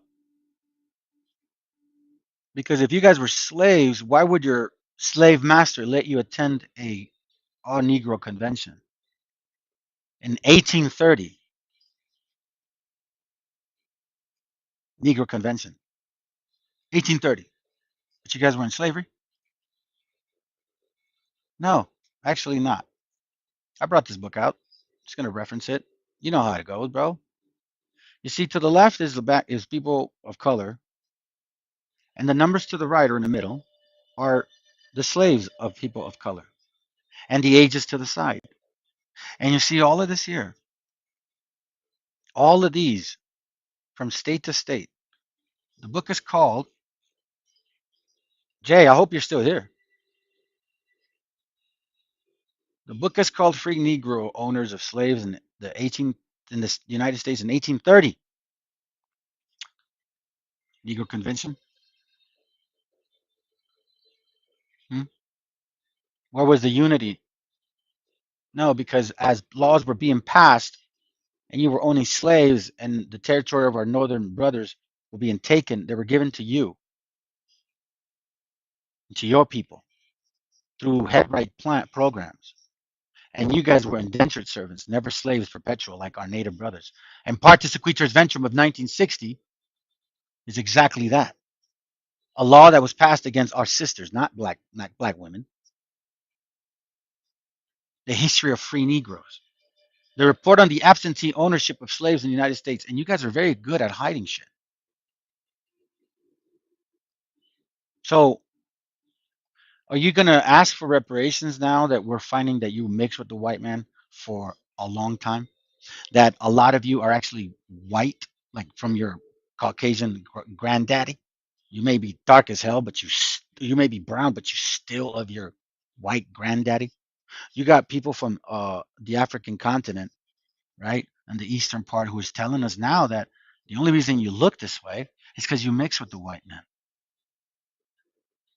But then technically, the West Africans, you guys don't look like the Americans here because they mix with us and mix with the white man. And now you want to twist and shape and turn these stories that you guys are the Aboriginals when in reality you look like them. And they know that you are them. But they don't even like you.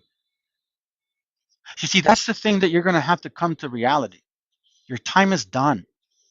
Your kingship, your rulership is over. You will never rule again. I don't care how often you pick up the Bible and you sit on the corners and you push and shove and you wrestle your own people because one has a star and another one has a menorah, and because one guy said you're gay and because the other one was out of order and he touched his chair and you got pushed. Yeah, you guys keep doing that. And Fopi, do me a favor. Keep calling us Mongols, wetbags, spits, mutts. You're only confirming the scripture about proverbs and bywords. And you're only confirming of these two heads. One is telling us to get the hell out, and the other one is saying, give us our heritage back while you're leaving. Yet here we see massive amounts of slaves, hundreds of years. 100 means 100 or more than 100 years old. You guys had old people. See, we know that we grow old, okay? My wife's grandma lived 120. My grandma lived 105. Okay, so I know that spiritually we are survivors. Because if supposedly from 1865 until 1965, you had all this freedom, all of a sudden you had a stable home, and then after 1965, your home broke. But you used the book initially saying, "Oh, it's a Willie Lynch letter." That's what caused the problem. That's still currently going on today. But after 1865, supposedly now your household increased in marriage 80%. But then after 1965, it went down again. So was that the Willie Lynch letter once more? You see here, Alabama, Harris, 24 slaves, some over 100 or 100 years. 27 slaves for David Monarch, a black man. Okay. All of these people, Minnie, Key, Chastain, Seymour, Calderon, Andre, they were not names given by slave owners. Those are your black European last names. Delaware, Arkansas, Connecticut, Columbia. These are all you so-called African Americans. This right here, Netter. Oh, Son Netter. There you go, Son Netter. I found your family member, Son Netter. Look at that. Sarah Netter. Somebody tell Son Netter we found his ancestor. She had slaves. Matthews, slaves. Baltimore, slaves. Gordon, slaves. Matter of fact, I'm going to show you something that I found the other day. Let me see if I can find it. Let me see. I found this lady, and I found it very interesting. Give me a second. Hopefully I did save it. Let me see this right here. No, that's not it. Hold on a second.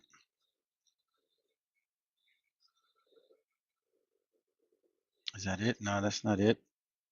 This lady She literally was telling you guys, or she was saying that there's people in the higher powers, and she was actually going against her own. So I find it interesting that she's saying that. But let me see if I can get it. If not, I'm just gonna continue. Maybe that's not it. Oh well. Sometimes I tend to run into these, and I want to use them, right? You know what I'm saying? Okay, let me see. Is this it? Oh no, that's not it. Anyhow, well, I wish I would have found it, but let's continue. We got in District of Columbia. What else have we got here? Georgia, Florida. Look at this. See, you would think that this would be a list of white folks, right? But it's not. It's not a list of white folks. It's a list of black folks. Okay? It's a list of black folks. Slave owners. 25, Perry. Hey! Look at this. Massive. A list that goes on and on. Louisiana. This is just one report. Fam, this is just one report of 1 year. You know, like a job is revolving, right? Look at that. Dominic, Meteor, 38 slaves total. 44, 68. Where at? 24, 66, 60, 52, 77. Look at this. I remember I even found one. It's like 100. But you see, it's a list. Goes on and on and on. So you're calling for reparations. Who will receive it? Are you telling me you enslaved your own people? Because I don't think this is your people. So we are clearly seeing who they are. Like, believe them when they tell you.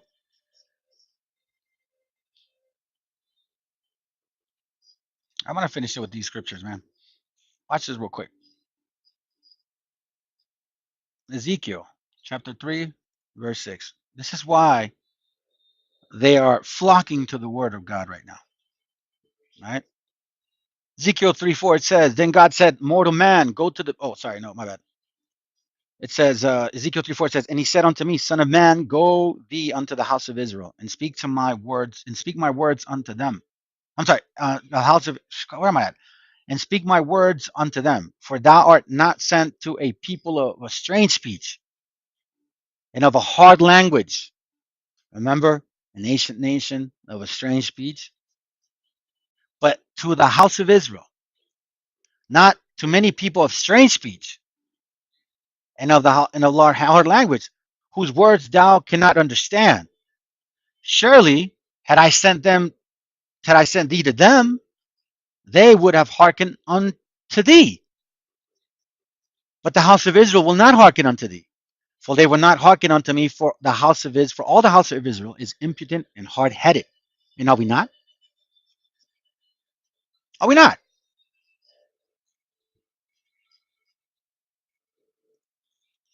Luke 13:31. Let's try to finish this, man. It's getting late. The same day came a certain of the Pharisees, saying unto him, get thee out and depart hence, for Herod will kill thee. And it says, and he answered unto them, go ye and tell that fox, behold, I cast out devils, and I do cure today and tomorrow, and the third day it shall be perfected. Nevertheless, I must walk today and tomorrow and the next and the day following, for it cannot be that a prophet perish out of Jerusalem. You see this, fam? The past, the present, and the future. Okay, check this out. Hold on a second.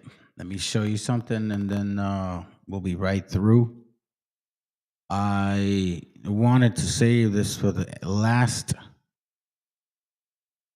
Let me show you this picture here. Check this out.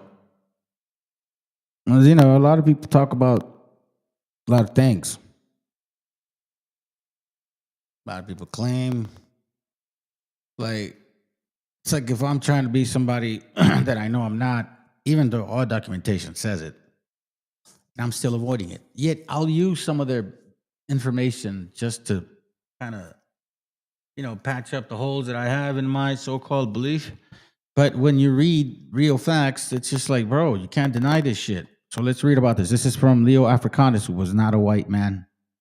Please stop assuming this guy was. Please not. And it's funny because people, like so-called melanated people now, all of a sudden want to paint him as he's a white guy. So now Leo Africanus is white? For real, bro?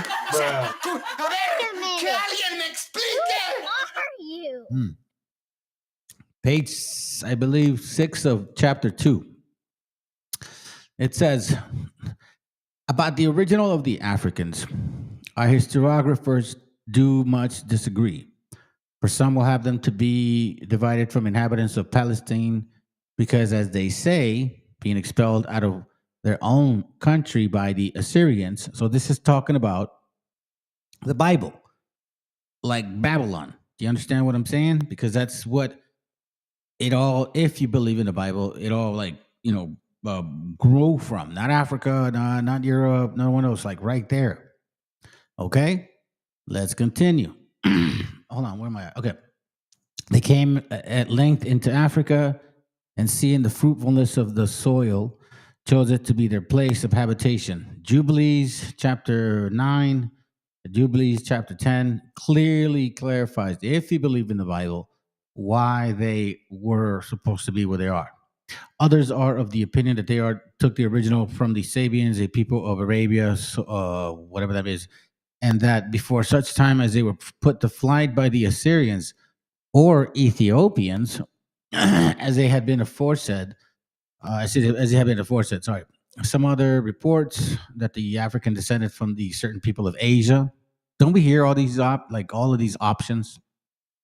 Basically, don't we hear this shit again? Here in America, we hear all of that. That's what they say. However, this guy's saying, who being chased thence by reason of wars which were waged against them, fled into Greece, which at the same time had no inhabitants at all. Howbeit, the enemy still pursuing them, they were forced across the sea of the Moray, and being arrived in Africa, settled themselves there, but their enemies abode still in Greece. Okay, so now it says, all which opinions and reports are to be understood only of the original of the Tana people, and that to say of the Nubians, okay, and barbarians. Hold on. Now it says, for all the Negroes, okay, for all the Negroes or black Moors, take the descent from Cush, the son of Cam, who was the son of Noah. Keep in mind that Cush, and you get all of this concept and ideology of Nimrod. You understand what I mean? Okay. The son of Ham, or Cam, who was the son of Noah. But whatsoever difference between the Negroes and the tiny Moors, certain it is that they all had one beginning. For the Negroes descended of the Philistines, and the Philistines of Mizraim, the son of Cush, but the tiny Moors fetched the pedigree from the Sabians. And it is evident that Sabah was begotten of Ramah, which was the eldest son of Cush. Diverse other opinions there be of touching this matter, which because they seem not necessary, we have purposely omitted. This is from 1600, roughly 1550, 1600. You get what I'm saying? Like, this is from that time. This is not in the 1817, you know what I mean, when a white man is putting his opinion on this. Not at all, my friends. That's not what it's saying. So now, since we talked about that topic of Nimrodism, let me share this with you. And I'm going to play a video after that, and we out. Because from my understanding, we just read that Nimrod, right,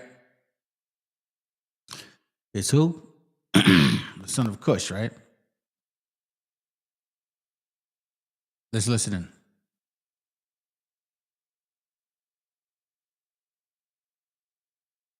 The cities he is said to have.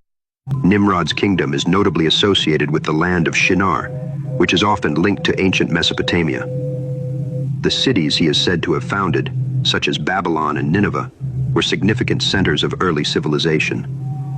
One of the most famous stories associated with Nimrod is the construction of the Tower of Babel. While Nimrod is not explicitly named in the Tower of Babel narrative, Genesis 11:1-9, Jewish tradition and extra-biblical sources often connect him to this event. The story goes that humanity, speaking a single language, sought to build a tower reaching the heavens to make a name for themselves and avoid being scattered across the earth.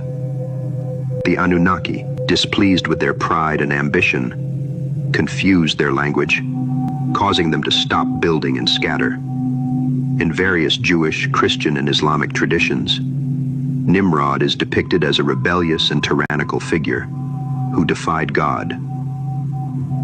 Some Jewish legends portray him as the king who opposed Abraham and even threw him into a fiery furnace for refusing to worship idols, a story with similarities to the biblical account of Shadrach, Meshach, and Abednego.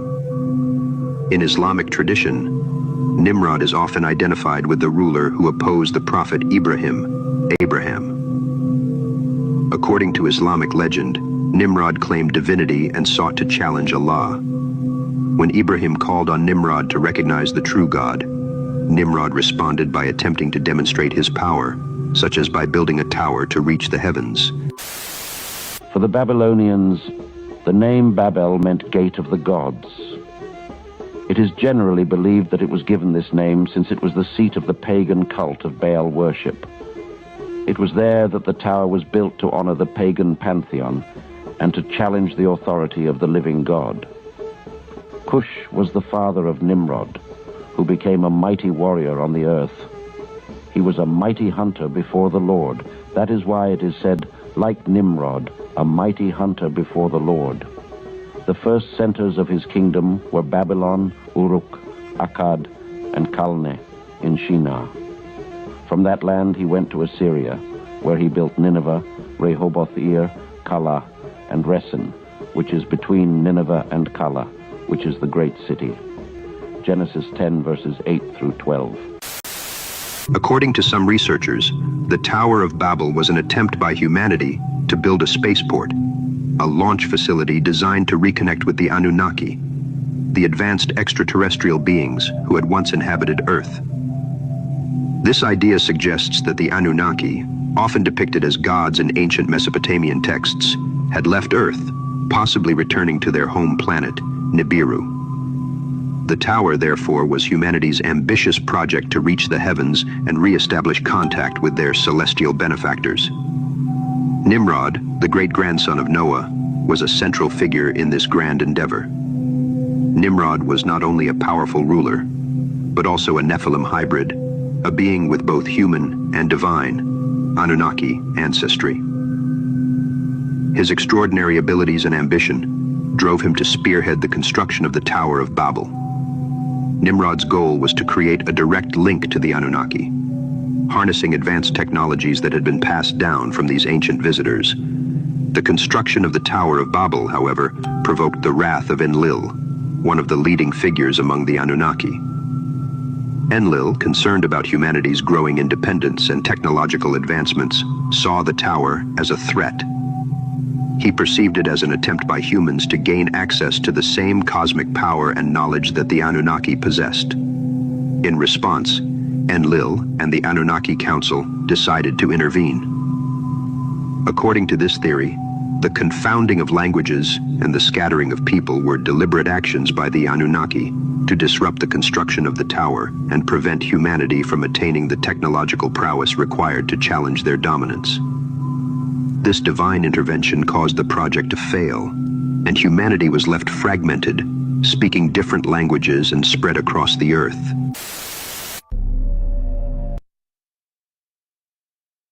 So now you can get an idea. And, you know, again, take what it's worth. But anyhow, let me now show you a video that I really like.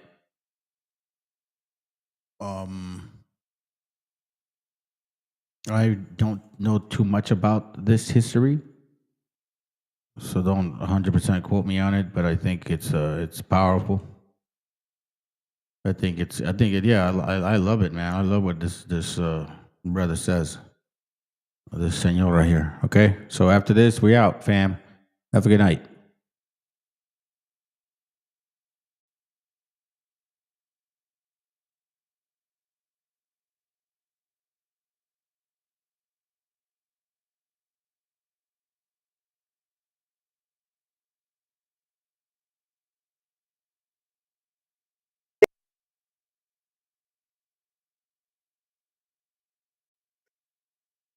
Hoy hay puros nombres en náhuatl, ¿no? Atlansecal, que está deformado por la palabra Alaska, ¿verdad? Y luego donde están los grandes vientos, que es Chicago, que es Chicago Yeyecatl, los grandes vientos. Y luego Chias, que es Seat, no agua, ¿sí? Y luego Michnican, aquí donde abundan los peces. Otra palabra en náhuatl que está allá, nada más que está medio deformada, que es Mississippi. Ohio. Ohio, pero es Ohio, y es Ohio, pero es Ohio. Odin. Ándale. Shali. Arena. Ajá. Shayo. Shayo. Oshayo, así. Shayo. Yolo. Ándale. Oshayo. Yolo. Ándale. Odin. Ajá. El Arena. corazón del movimiento que desplaza las arenas. Y luego viene Caléxico. Caléxico es una ciudad pequeñita que está donde está Mexicali. Y eso es lo que en lugar de California, pues era Caléxico. Caléxico es Cali. Ajá. Lenque. Colugar. La C es Co. Y Chico. Desde este lugar, Se extiende. el ombligo de la casa. El ombligo de la casa. Por eso es que hay la Alta California, que es Los Ángeles y San Francisco, y Baja California, que es Mexicali hasta La Paz. El ombligo de la casa. Están trastocados Sinaloa, Sonora, ¿sí? Aguascalientes, Zacatecas, ¿verdad? Y luego entonces se extiende hasta Nazca. Nazca es un vocablo náhuatl, ¿sí? En donde están, ¿qué hay ahí en Nazca? Bueno, las figuras. Que solamente pueden ser observadas desde la parte superior, en donde sobresale el colibrí. Es como la bandera de Nazca. Y está el lago Titicaca, sí, el vocablo náhuatl también. Y luego está Tiahuanaco. Tiago y vamos. Guala, vienes. Es diferente. Vamos y venimos. Vamos y venimos. A este lugar. Ajá. Y ahí en Tiahuanaco, entonces nos vamos a Pascua. Este es Ixcuaitl. Ajá. Y este es Mecat. Ixcuaitl. La frente. O sea, la isla de Pascua está frente, ¿verdad? Y allí están las orejonas. ¿Sí me explico? Entonces son las Nacastitilactli Siguatl, ¿verdad? Nacat es oreja. Titilactli, o sea que se extienden, se hacen grandotas, ¿sí? O sea, que es un proceso de... Lo que hace el universo es que se contrae y se expande. Entonces, las Siguatl, pues se expanden y se contraen. porque el cuerpo de mamita se expande y se contrae, porque cuando está en estado interesante, ¿verdad? Si son quíntuples, pues yo no. Sí, o sea, se expande. Pero luego se contrae. Se contrae. Y luego la magia del temazcali, ¿qué es lo que hace?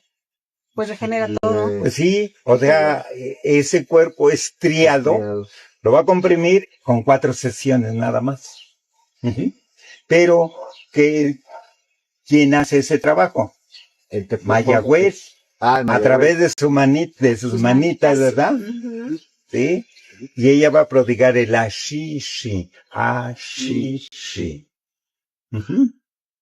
Lo maravilloso de nuestra ley.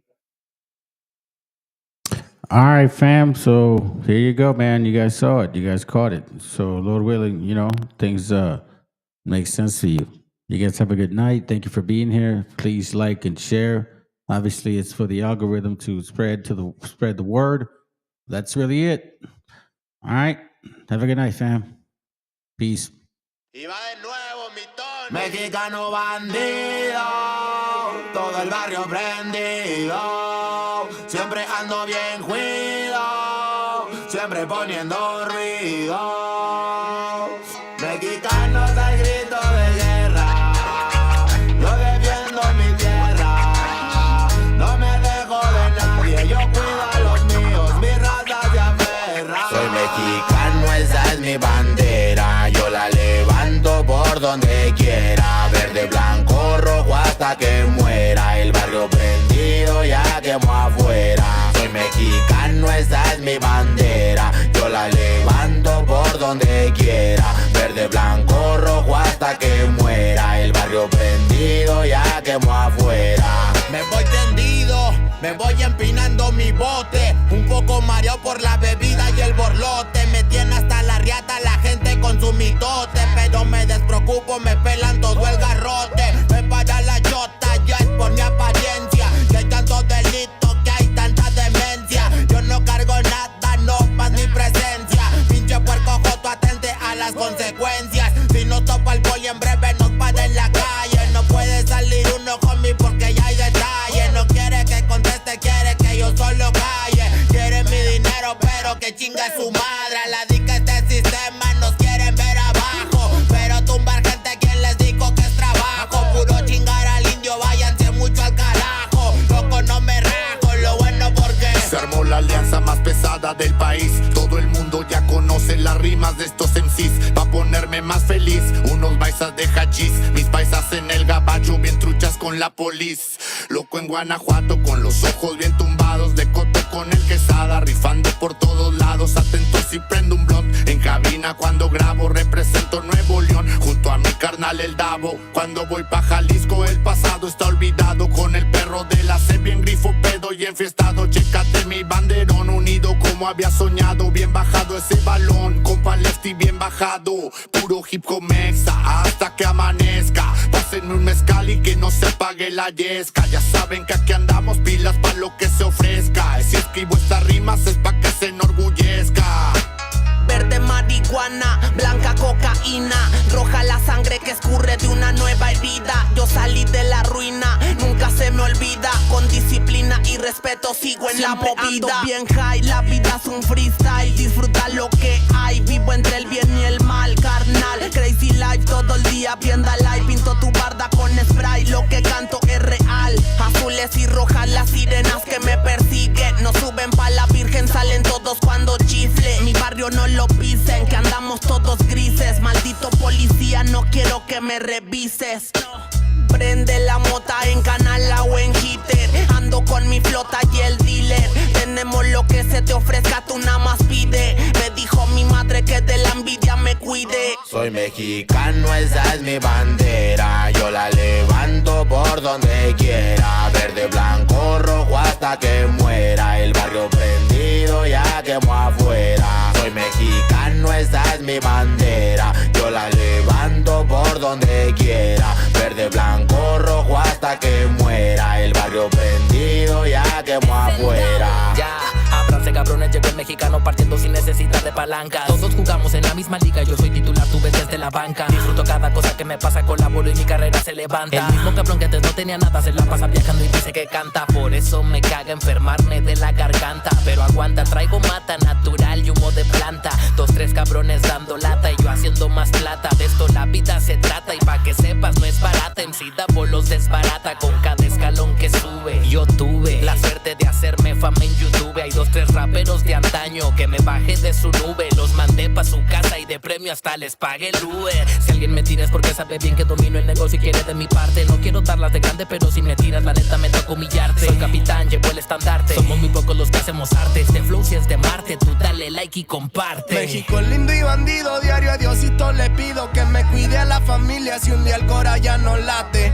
Estoy bendecido porque me cuidan los míos. Orgullosamente me exatamos locos de remate. Jaque mate, no hable de volar si viene gateando. La cosa por la frontera se pone violenta, no importa el rango. Toda la raza jalándole duro, si hay algo seguro es la muerte en donde ando. El sudor y la sangre en la frente, los de alzada controlando. Se roban la atención, ya saben quiénes son. Vatos locos con sazón como el de un corridón. No quiera tomarme el pelo si ando todo pelón. Levantando la bandera, viva México cabrón. Es el perrito de la selva. La bandera con un águila, Simón, mi tierra es esta. Me vale si mi piel o si mi acento les molesta. Acá jalan horas extras, nunca duermen la siesta. Están los que van pa'l jale y los que la viven de fiesta. Otros que en el pintón se tatúan de corazón. 3 colores en el pecho, morirían por su nación. Aunque su puto gobierno los puso en la situación de no terminar la escuela y terminar en la prisión. ¡Viva México, ladrones! ¿Qué hubo, les presidente? Ya saben que por mí policías chinguen a 20. Y ahí están mis 20 pa' la cagua. Aguas, que es tierra caliente de Chiapas hasta Chihuahua. Wow, wow, wow, yipi yo, yipi yucas. Buenas, Montegreen, Aguas, Tijuas y San Lucas. San Luis Potoyes, Mataulipas, La Puebluca. Dime si o no, loco, acá tienen lo que buscas.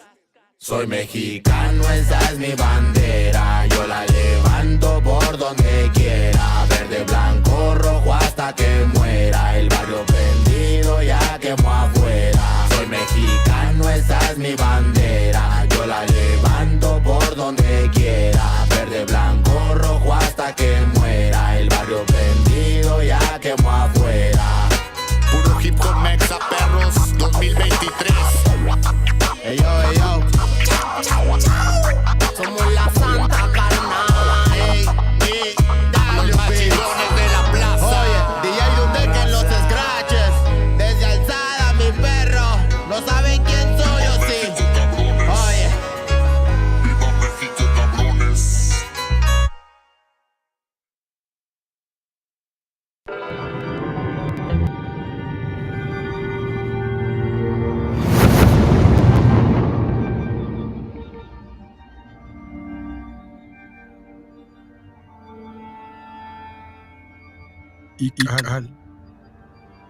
Hijo, abre los ojos.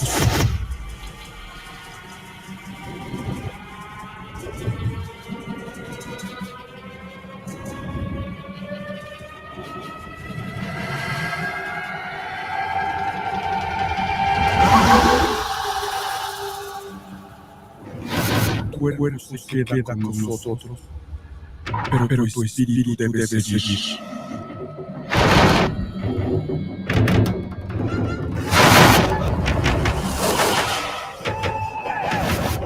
Busca la vida.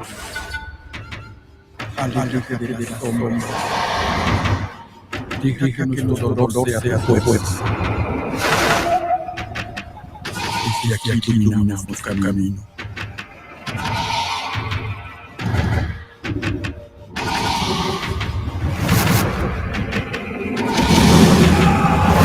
Lucha con nosotros, amamos esta pelea en la garganta. Yo soy tú eres yo.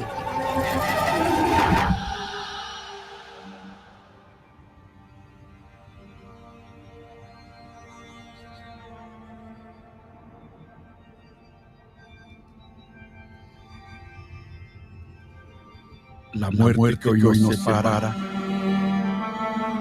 mañana volverá a unirnos. Eres libre, hijo.